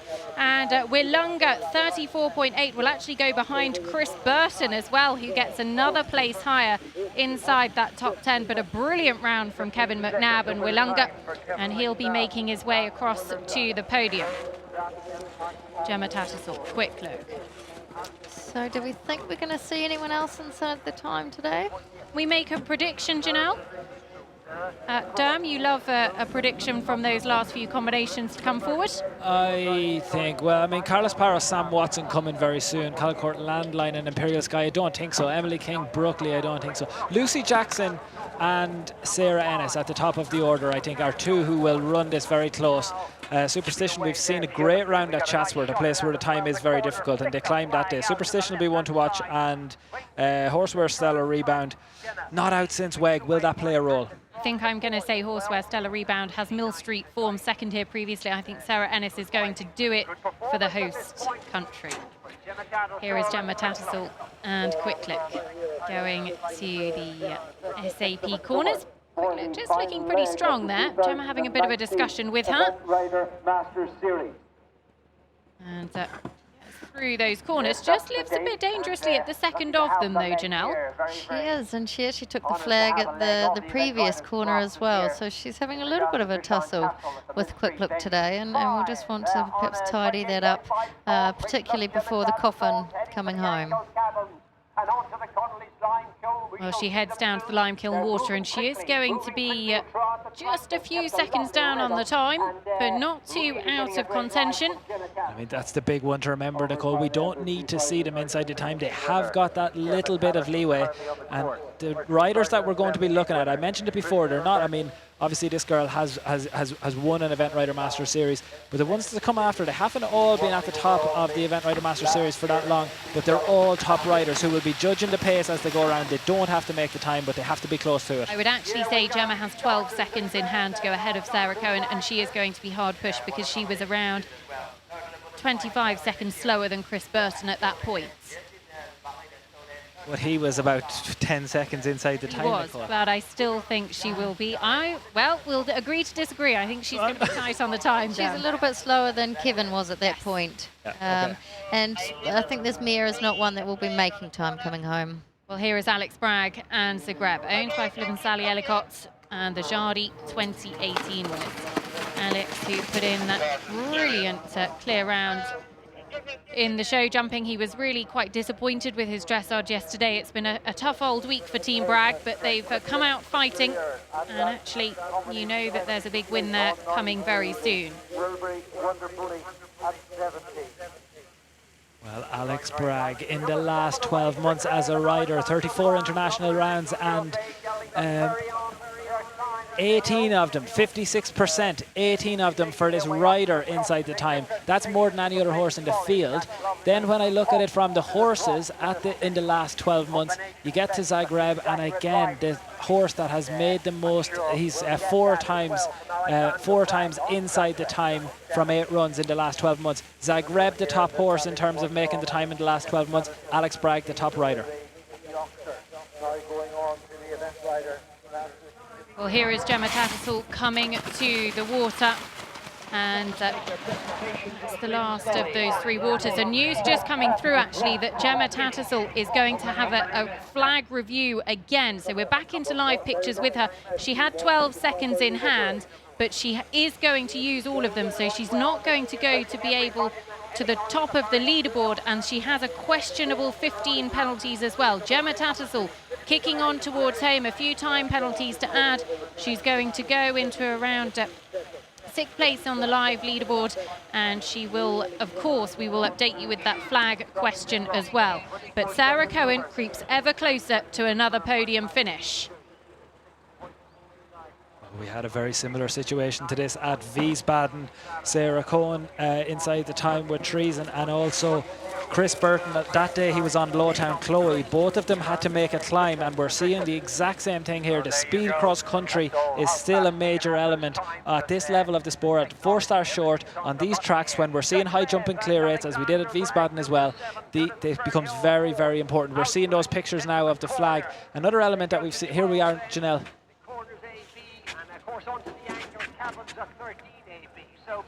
Yeah, I think she's okay there. It's okay, isn't it? That's it, yeah. And that one looks okay. We're going to see it slow down again. And that one looks... I think it's just sort of with its hind end flicked out. Oh. That one's getting a little bit closer, perhaps. Gemma's been living pretty dangerously with the old flags here on course, and the ground jury will be checking those and will make their decisions on them. Alex Bragg, meanwhile, we can see he is having a super round. We'll update you with his progress, because he has definitely going to be one to watch. And of course it was at Jardy when I think she finished second, was it? She had a very questionable, was a nervous sort of wait while we were seeing. So she's... Look, it's a new part of the sport now that we've seen since that change in flag rule. We're seeing it in football as well with VAR, where you're having to adapt a little bit more now. You know, in football you're seeing it with penalties being given, with the handball rule during the week, and now we're seeing it again in eventing, where you do have to adapt your game slightly. When you've got this questionable flag, you can agree with it or not agree with it, but you've got to stay away from those flags a little bit more and not put yourself in a situation where you could be reviewed. Well, here is Carlos Parro, Calcourt Landline out on course in 5th position coming forward. So if you're just tuning in here in Millstreet, welcome to the Event Rider Masters and Leg 5, the reverse order cross country. In the studio with me, Dan Byrne from Echo Ratings, and Janelle Price, our series leader as well. Now, this is Alex Bragg and Zagreb, absolutely flying out on course. Now, one thing I would say is Alex was right on time as he went to the lime kiln water. Now, 13 seconds he has in hand to go ahead of Sarah Cohen, who is on the top of the podium at the moment. This is a big round from Alex Bragg, and he just looked to have changed his mind slightly, Janelle, coming to that Wilbury table. Well, look, as we know, things change at speed, and you'll just see sort of having a last minute think about the distance, but he's safe, he's clean, he's between the flags. Key moment, we're seeing it again here, Janelle, in slow motion. We're still not through in with any kind of feedback in terms of what that might be. I've got 3 question marks on the screen in front of me. She's certainly living close, but I think she's the right side of close. Well, Janelle would give it to her, but that is because... Well, Alex Bragg has time to get home, 28.2. Sarah Cohen, 33.5. He can allow the clock to go 13 seconds over, but he is going to absolutely throw down the pressure here, because Alex Bragg is about to become the second person to go inside the time. He just needs to go through the finish flags. He will go to the top of the podium. Alex Bragg, Zagreb, are the ones to beat. That was a fantastic round for Alex. He'll be delighted with that. Zagreb, look class from start to finish. Very, very good. 28.2. I'd said Alex is in form in terms of the speed this year, and also Zagreb is doing it as well. They've done it again today. I think that's a really big marker in terms of what the others have to beat now. I think that the Sarah Cohen Treason one, when we hit the 30 mark, I thought that was definitely gettable. 33, anywhere in that area. I think Zagreb is going to be very hard to beat, and I think that's a definite podium for me. I think the thing for me here is he has very much just said that Carlos Parro can't afford any time in hand. We've seen a few with seconds in hand. Now it is Alex Bragg the one to beat. So there is Kevin McNabb making his way onto the podium. Gireg Lacoz comes off the podium. Kevin gives Sarah Cohen a hug. She's going to actually be pushed down into second very shortly by Alex Bragg, who's the top of the podium. He'll make his way up there and a little way away from the finish, so he'll be quickly away, as here is Carlos Parro. Remember, got to be inside the time. Janelle, we spoke about this horse coming in. You said he can be pretty quick in the cross country. Yeah, he's such a good jumper, as we saw in the show jumping. He hasn't had a big run though for a wee while. He's sort of been plagued with a few sort of niggling injuries, so I'm not sure he'll be under the time today. But then Carlos is obviously fresh off that bronze medal from the Pan American Games just a couple of weeks, and I know he, loves his horse and is so happy to have him back, so that might spur him along. And Team Brazil booking a ticket to Tokyo as well. So this horse, no doubt, very much part of the bigger picture for the Olympics for Team Brazil. Alex Bragg is on 24 series points. If he was able to add anything above kind of that number again, I would say he's given himself a big shout for heading to Linier with a chance to certainly get into top 3 in the series, maybe even higher. But he's right there in pole position. I think the others have it all to do. Carlos on track. Sam Watson arriving on track very, very soon, and things are hotting up as we get into those last couple of riders. Well, Carlos Parro absolutely copybook through the Limekiln water at 13 and 14. And not a million miles away from the clock either. Absolutely isn't. Well, here comes Sam Watson for Ireland in 4th position. The first of those 2 riders inside the top 4. 27.5 Imperial Sky. Toby, as he's known at home, actually was a winner last time out in Campfire. Went clear inside the time on that occasion. If Sam can do the same here, he will really put the pressure on for a podium finish.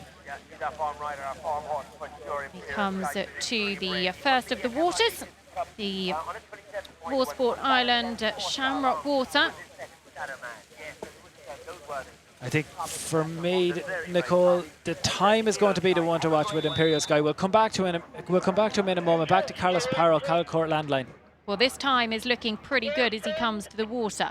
Now he has to go inside, remember, to go ahead of Alex Bragg and Zagreb. That he's going to be really close to do, because Alex on 28.2 and he is a few seconds down on the clock, but he could well see a podium finish and he could well go ahead of Chris Burton and just sneak a few more places to stop him getting so many series points, Janelle. Look, I think it's great that obviously the final at Linier is shaping up to be really exciting, and that's fantastic for the series. And look, if we've got a host of top riders in with a shout, then it's going to make for a really good competition. Well, we are yet to see a Brazilian rider on the podium, but Carlos Parro is heading towards home with Calcourt Landline really pressing down on the accelerator. He's not going to achieve that time, but he is going to be very close to it, and he could well put himself into podium contention here. Just the last real question to go, then the final fence, and he has the finish flags within his sights. Carlos Parro and Calcourt Landline jump the last. They're going to go into a podium position, and they are going to go into 3rd as things stand. They will sneak just ahead of Chris Burton, behind Sarah Cohen, but Alex Bragg creeps ever closer to a podium finish guaranteed. I think a huge result for that whole team. Janelle mentioned that they've been off for a little while. They've been back for Burnham Market, Rockingham and Jardy. 44, 33rd on the 2 finishes from those 3 events. Nothing like they've produced today. That is a big moment in terms of the comeback for those. And when that much goes into it, I think the whole team will be delighted with the effort that's gone in and the result they've put up. To be guaranteed in that top number now is a massive result in a field of this quality. It absolutely is. But here is Sam Watson, Imperial Sky, 27.5 in 4th position coming forward. Janelle, how's his speed looking for you? It doesn't look the fastest, but looks can be deceiving. We've been caught out several times on that front. Sam knows what he needs to do. He'll have the sort of clock in his head, and he won't be leaving it out there. I'm going to say that he needed to take off for the first of those brush corners with 2:44 left on the clock. He took off with 2:45 left on the clock, so there or thereabouts. And he's in good form. I thought his win at Campfire a month ago with his horse was, right up there. It was 3 very smart phases, under pressure, a good field. So it's great to see him riding so well. Well, he can afford to be 1 second over the time to stay ahead of Alex Bragg, who has really laid down a challenge here. There is Emily King, Brookley, the first of our podium riders coming forwards in 3rd position on that very good score of 26.7. This is a horse that has been top 5 at 5-star level at Po, had a couple of years away from the sport.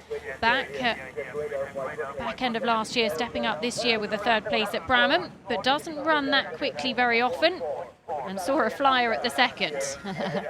Yeah, Brookley hasn't been sort of run overly heavily this year. I know she's sort of withdrawn a few times, saving them for the next day, so I really hope it pays off for her today. Well, Sam Watson just looking for his clock in a second. because he is looking okay on the clock at the moment. He is not hanging around. Imperial Sky easily through that combination. Now setting sail for home, Sam.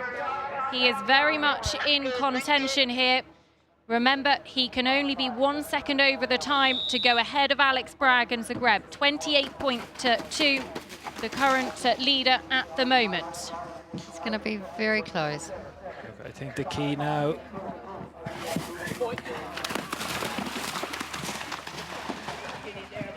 The key now is actually, and one thing that Sam has learned as that experience has grown, Janelle, you'll have seen it from your own riding and working with top riders. As he's gone through the sport more and more and more, he's not just thinking about this event, and he's not just thinking about getting home for the time. He's thinking about the calmness that you need, and it's something that we talked about in the cauldron of pressure. A huge amount of money resting on this. If he jumps clear, if he doesn't jump clear, it's a serious amount of money for him and for the family, for his sponsors, for everything else. He puts all that out of his head when he gets to this point, as the top riders do. Calm, jump the fences in a nice rhythm and see where it takes him. He's not going to be thinking any further than these next 3 fences. Well, in terms of time, this is going to be exceptionally close. He can only be 1 second over the time. Is Ireland about to go to the top of the podium? Sam Watson is about to guarantee himself a top 4 finish, and he is the one to beat. Sam Watson, 27.5, and Alex Bragg will go second, Sarah Cohen in third, and that is an absolutely huge result for the Watson team and Echo Ratings team down. So the question I have now is, could we have an Irish one too? Oh, and Emily King living really dangerously. Oh, she got away with that, Janelle. She had to think on her feet, and Brookley exceptionally honest. He was very honest, and you know, he has been around the block a few times, so to speak, and he really showed it there. But again, another one of our top riders. Emily has been, at 5-star level at these events. She was very well placed in Blair, I think, Nicole, if you remember that, when they were unfortunately had a problem late out and pulled up. But this is a rider who, in that, we talked about it a moment ago, in that cauldron of pressure, just being able to stay calm and get over that and stay in the game. And that's what this is about at this point, stay in the game. Well, Alex Bragg is going to the top of the podium. He's just going to stay there for a short while because Sam Watson is coming for him. But Chris Burton moves down, and does Sarah Cohen. So Emily's still very young. I hope she must be 25 or so, perhaps. She might even be a little bit younger.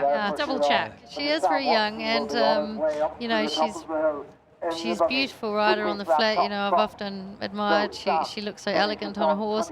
You know, cross country Pip's still got a few things to learn. She's made the odd mistake over the years. 23, but crikey, if I knew what she knew at 23, then yeah, I'd be pretty happy. Well, there is Lucy Jackson and Superstition heading out on course on 26.4. We are really heading into the big guns now, because these riders so tightly bunched on the leaderboard. Every second counts. If you're just joining us here, leg 5 of the 2019 Event Rider Masters series in Millstreet in Ireland, the Glenglees Arena, the host for us here this weekend, and we are heading into the final few minutes of cross-country action. Here is Emily King. She is down on the clock compared to some of the others at the lime kiln water, but she's still galloping. And 26.7, she can be 1 second over the time to go ahead of Sam Watson, but nothing more. I don't think she's quite going to make 1 second, but you know, maybe she might still squeak in for a podium there. Well, Lucy Jackson and Superstition on the podium at Chatsworth this year, backs that up with an excellent 5th place at Bramham in the long format as well. And inside the time that day as well, Nicole, as I was talking about the calmness and the calmness under pressure required. As I'm trying to look at Superstition's record, my hands are shaking typing it in here, and that the excitement as you get into this last piece of the competition, you're thinking about your friends, but you're also just thinking about the sport to come. If Ireland were able to get, you know, Sarah Ennis is still to come here as well, but you can't even, as soon as you get thinking like that, you have to pull yourself back straight away, because you're looking at Emily King on course and one of the fastest horses we have in the field here and in form, Superstition, Lucy Jackson. So nothing guaranteed for Ireland yet, but the home crowds are certainly beginning to get excited. And Emily King is really pushing and taking a couple of risks as she comes through that final water. She is chasing the clock. She's 34 seconds to get home. She's going to be exceptionally tight. Remember, Sam Watson is the clubhouse leader. He's on 27.5, so that is the score to beat. I think she saved about 4 seconds through that water. She really didn't take a pull. And I have to admit, it is going to be really tight because she is not a million miles as she comes to this final combination. I don't think she's going to be able to do it, but she can certainly get into a podium position as things stand at the moment. She isn't going to be able to take the top spots. Sam Watson is going to guarantee himself a podium finish here. But Emily King and Brookley come to the final fence. They clear it very nicely. They go on through the finish and they will go third on the live leaderboard. So Sarah Cohen drops down into fourth, but Sam Watson guarantees Ireland at least 1 spot on the podium here. And a brilliant result with Imperial Sky. But Lucy Jackson, well, she's chasing him down out on course. And it's great to see Lucy up at the top of the leaderboard. She's had a few quiet years. You know, she sort of had a good string of horses, and for whatever reason they came of age, and she's had a few dormant years. But Superstition is a horse that I think that's going to bring her back to the limelight. Well, he already has, and it's fantastic to see her here really up at the business end of things.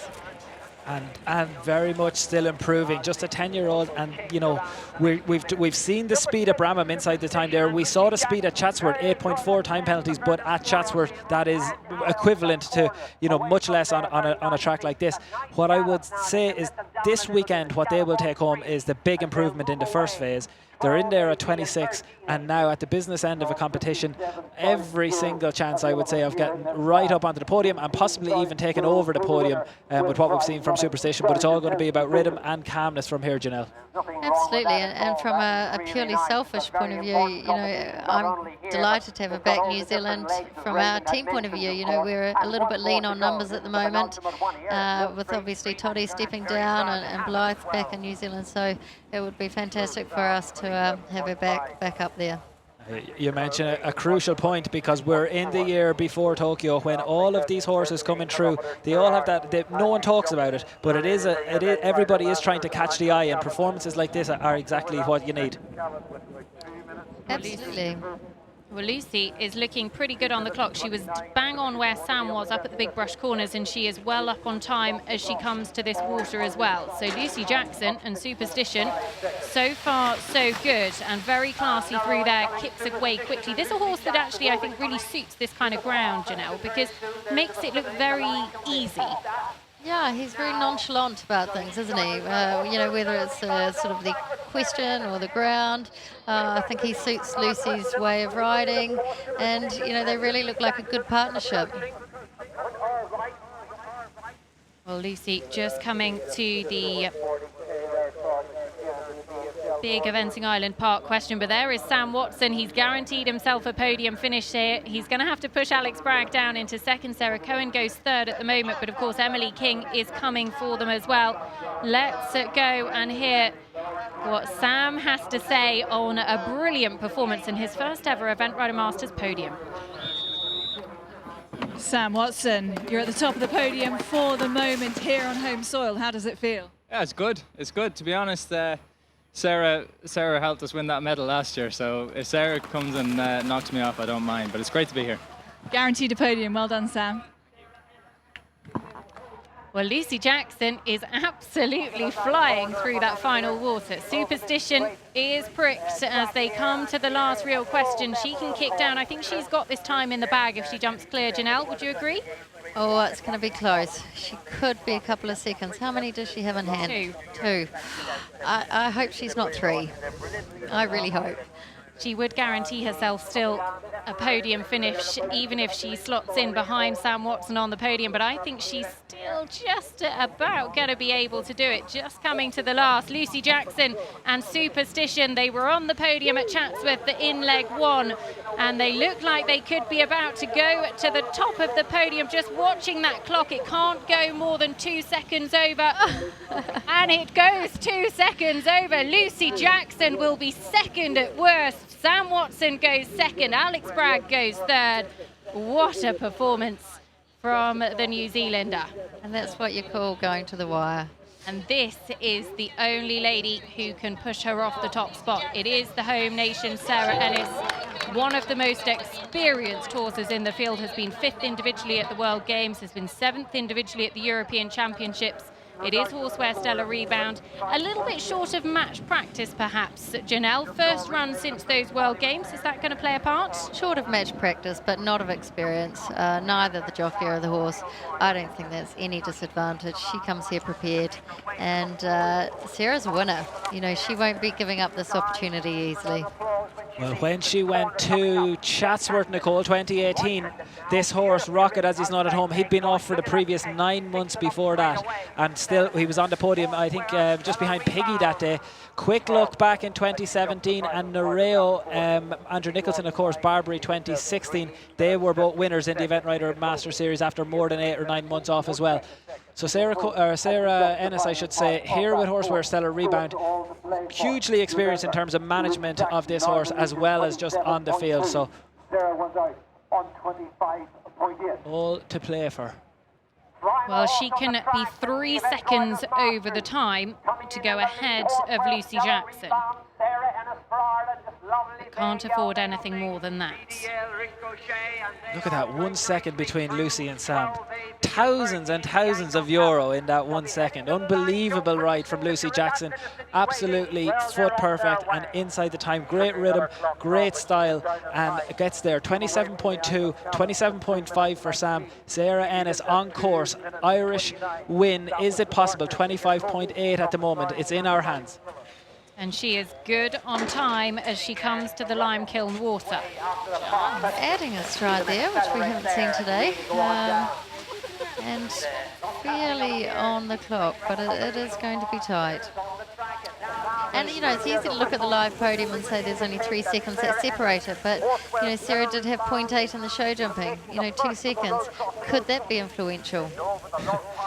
It could be, or maybe it won't be, because she'll be clear inside the time, Janelle, because the Event Rider Masters are back in Ireland, and Ireland still have it in her hands. Horseware Stellar Rebound, a horse who, of course, had that pole at the World Equestrian Games that knocked it out of the medals, but still top 5 in the world. You've got everything to lose at this given moment, Dom. We have it all to gain, Janelle. We're glass half full people in Ireland. We've got one on the podium, Sam Watson. The Kiwis have one on the podium in Lucy Jackson, and we're back with Sarah Ennis and Rocket. Horseware Stellar Rebound on course at Millstreet, the first Event Rider Masters leg in Ireland. Will it be an Irish winner? Well, her time is going to be very tight. Sarah Ennis isn't going to have much to play with Horseware Stellar Rebound as she heads towards home. I think she's a couple of seconds over. She absolutely is. She has got it all to do as she heads to the finish. And she, quick check of the watch, it could well be a New Zealand winner here in Lucy Jackson. Sarah Ennis, Horseware Stellar Rebound, can afford to be over 3 seconds over the time. Absolutely nothing more. Lucy Jackson will be watching on. Lucy Jackson also would be a hugely popular winner. It was emotional scenes when she was 3rd at Chatsworth, so for her to come over here with her up-and-coming horse and to potentially win would be very emotional. But can Sarah Ennis prevent it, or will it be Lucy Jackson's day? Well, she's coming to the final combination. She isn't going to make the time, and this is going to be down to the wire. Sarah Ennis clears the last. She takes a risk at it, and she kicks on through the finish flags. Horseware Stellar Rebound, 28.6, and she is agonizingly close to a podium finish, but it is 4th place, which means it is going to be a New Zealand win here. It is going to be Lucy Jackson who gets the top spot on the podium. What an incredible afternoon of cross-country action. It has been all of the drama that we could have asked for, and it has certainly been full of thrills and spills. That is our podium. Lucy Jackson wins with Superstition, Sam Watson 2nd with Imperial Sky, Alex Braggs a Greb in 3rd. Janelle Price and Dan Byrne in the studio with me. Janelle, just quickly a word on Sarah Ennis, because so close to a podium finish. The horse is on the comeback trail. I can't help but feel that if it had a run beforehand, he maybe would have been pushing that time a little bit closer, but it wasn't to be today. Yeah, maybe there was a bit of a defining moment where we sort of put the extra stride in at the water feature there. Perhaps just not riding up to the fences like we've seen with some of them. And, you know, you only have to do that a couple of times around a track like this, and suddenly, you know, 6-7 seconds have gone on you. And in terms of our podium, And we've got Sam Watson in second. We'll come on to him in a moment. But Lucy Jackson, Superstition, they were impressive at Chatsworth. They backed that up with a Bramham result, and they came here to be competitive. We had Lucy on the eventing podcast last week. She absolutely delivered in all 3 phases. I think the most important thing is, Janelle mentioned it, coming through for the Kiwi team ahead of Tokyo 2020. You keep putting your name up there, and this is going to be another opportunity on occasion where she's done it. Yes, there's huge emotion. Yes, you know, we had Lucy on the podcast and she was kind of quietly confident, but none of us picked her to win this. She's gone and put it up against all of the top riders with Superstition at Chatsworth, at Bramham, and now again today, and a hugely exciting prospect as well as a very emotional victory. The other 2 on the podium are going to be delighted as well. Sam Watson and Alexander Bragg. Connolly's Red Mills, big sponsors here as well. They have both those riders. They've been pushing both those riders all week, and now they're on the podium again. So very, very great, a great weekend for a huge amount of people here. Absolutely, and Lucy Jackson making her way back up to the podium. She's not even made it there yet. That'll be quite the reaction when she does. But this is Gemma Tattersall, a replay that is being requested by our ground jury just for a flag penalty review.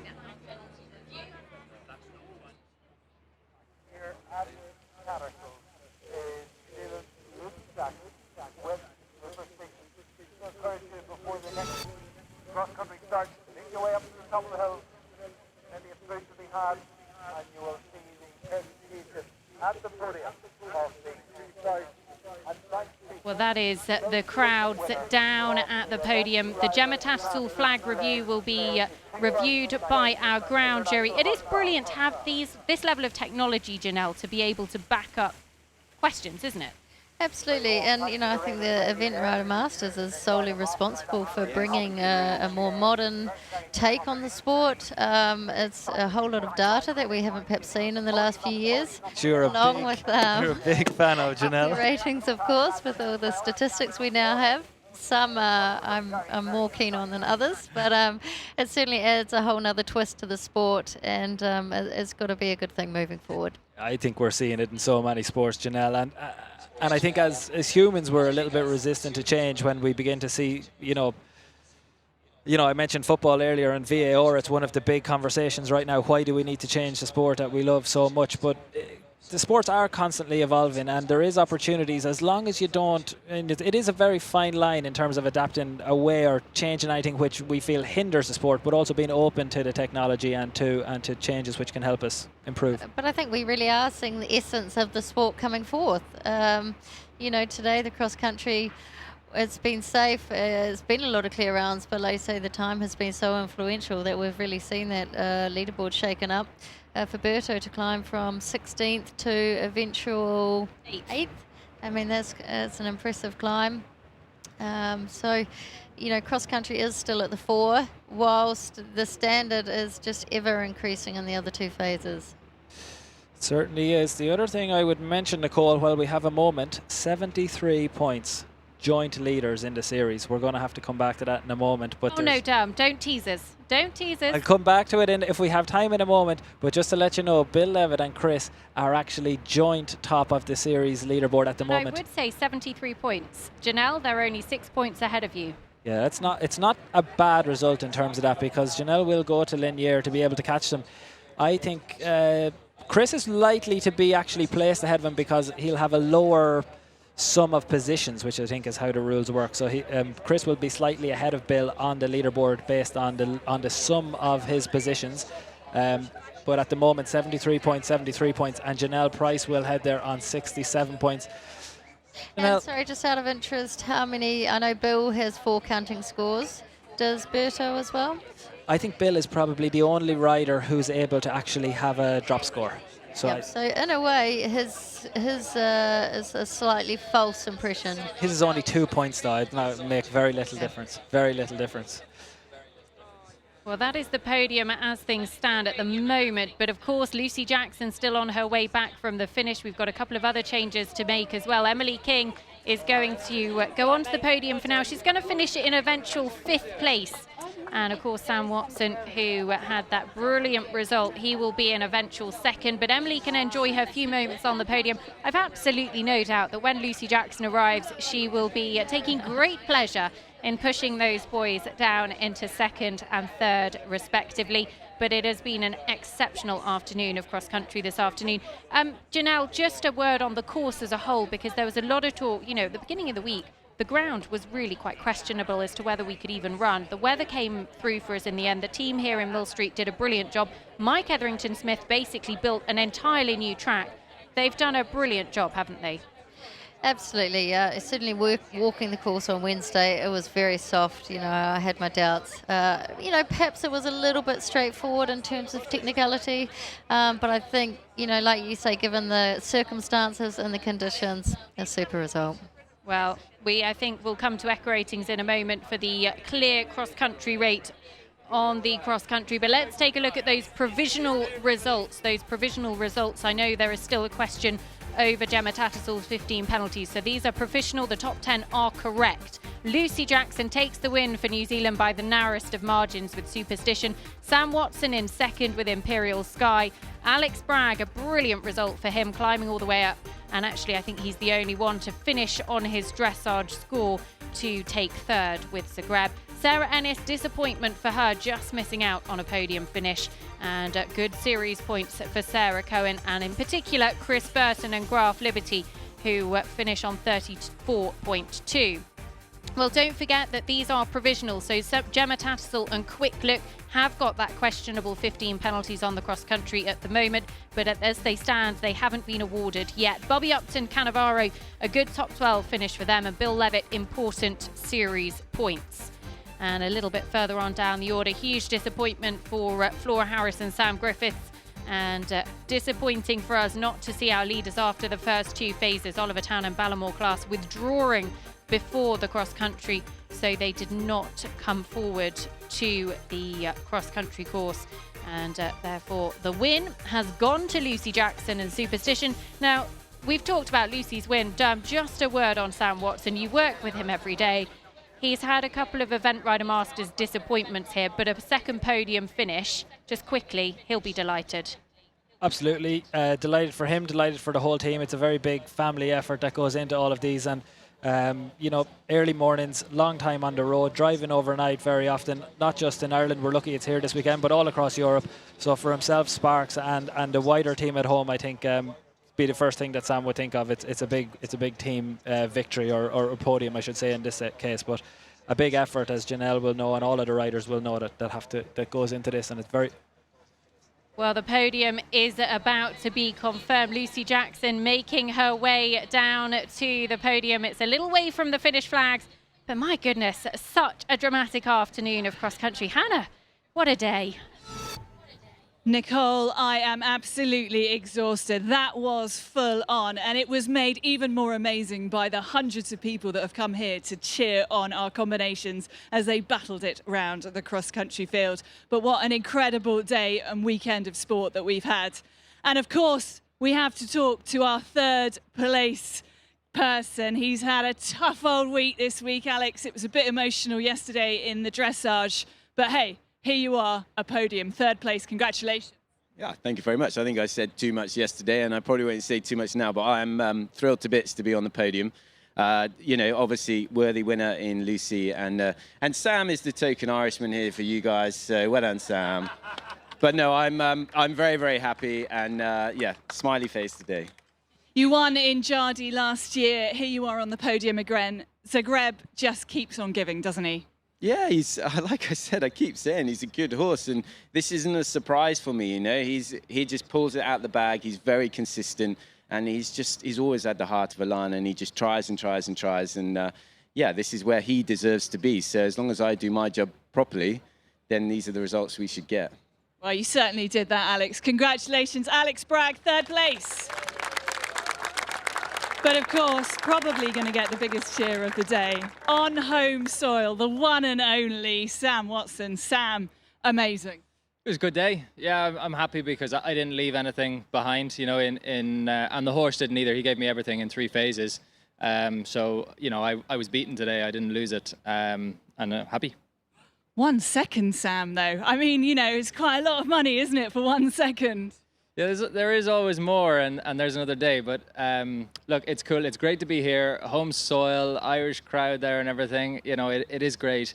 But like, there's one person who is about half a mile away from us now with the horse. Sparks, who's my wife, she's amazing. She leaves tonight to go to the European Championships, doesn't get to see her kids on the way home, and is gone for 10 days to go from international to international. She loves the horses. They come first. Obviously, when we're at home, it's kids and it's family, but she's incredible and she can hear this. Thanks so much. Ladies and gentlemen, second place, and with a special mention for Sparks Watson, it's Sam Watson. And now it's time to introduce our winner of leg 5 of the Event Rider Masters. Ladies and gentlemen, representing New Zealand, the one and only Lucy Jackson.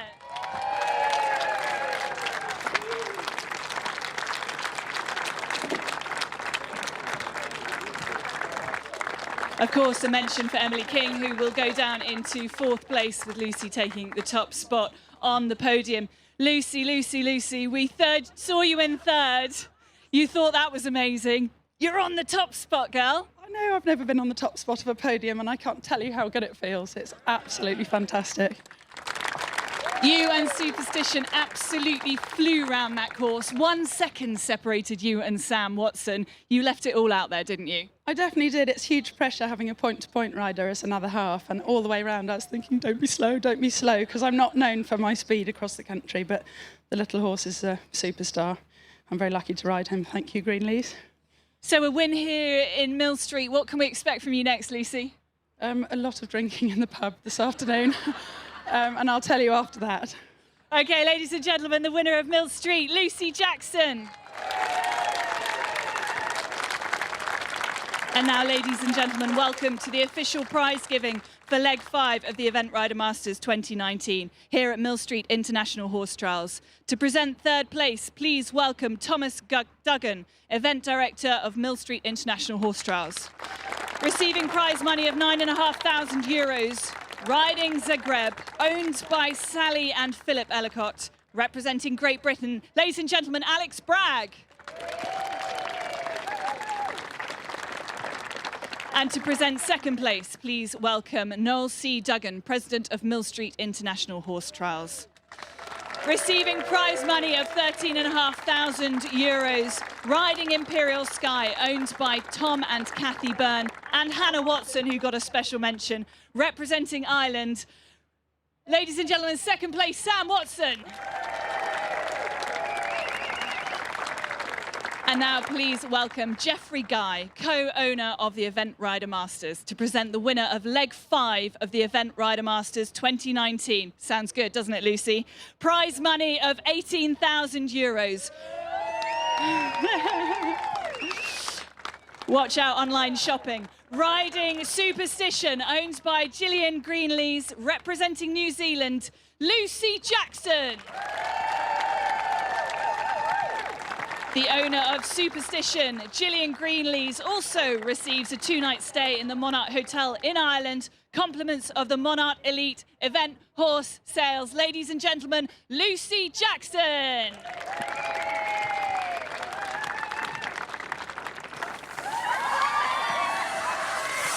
Well, Lucy Jackson, the winner here in Millstreet. What an absolutely phenomenal weekend of competition, or a couple of days of competition. We hope that you have enjoyed all of the action as much as we have.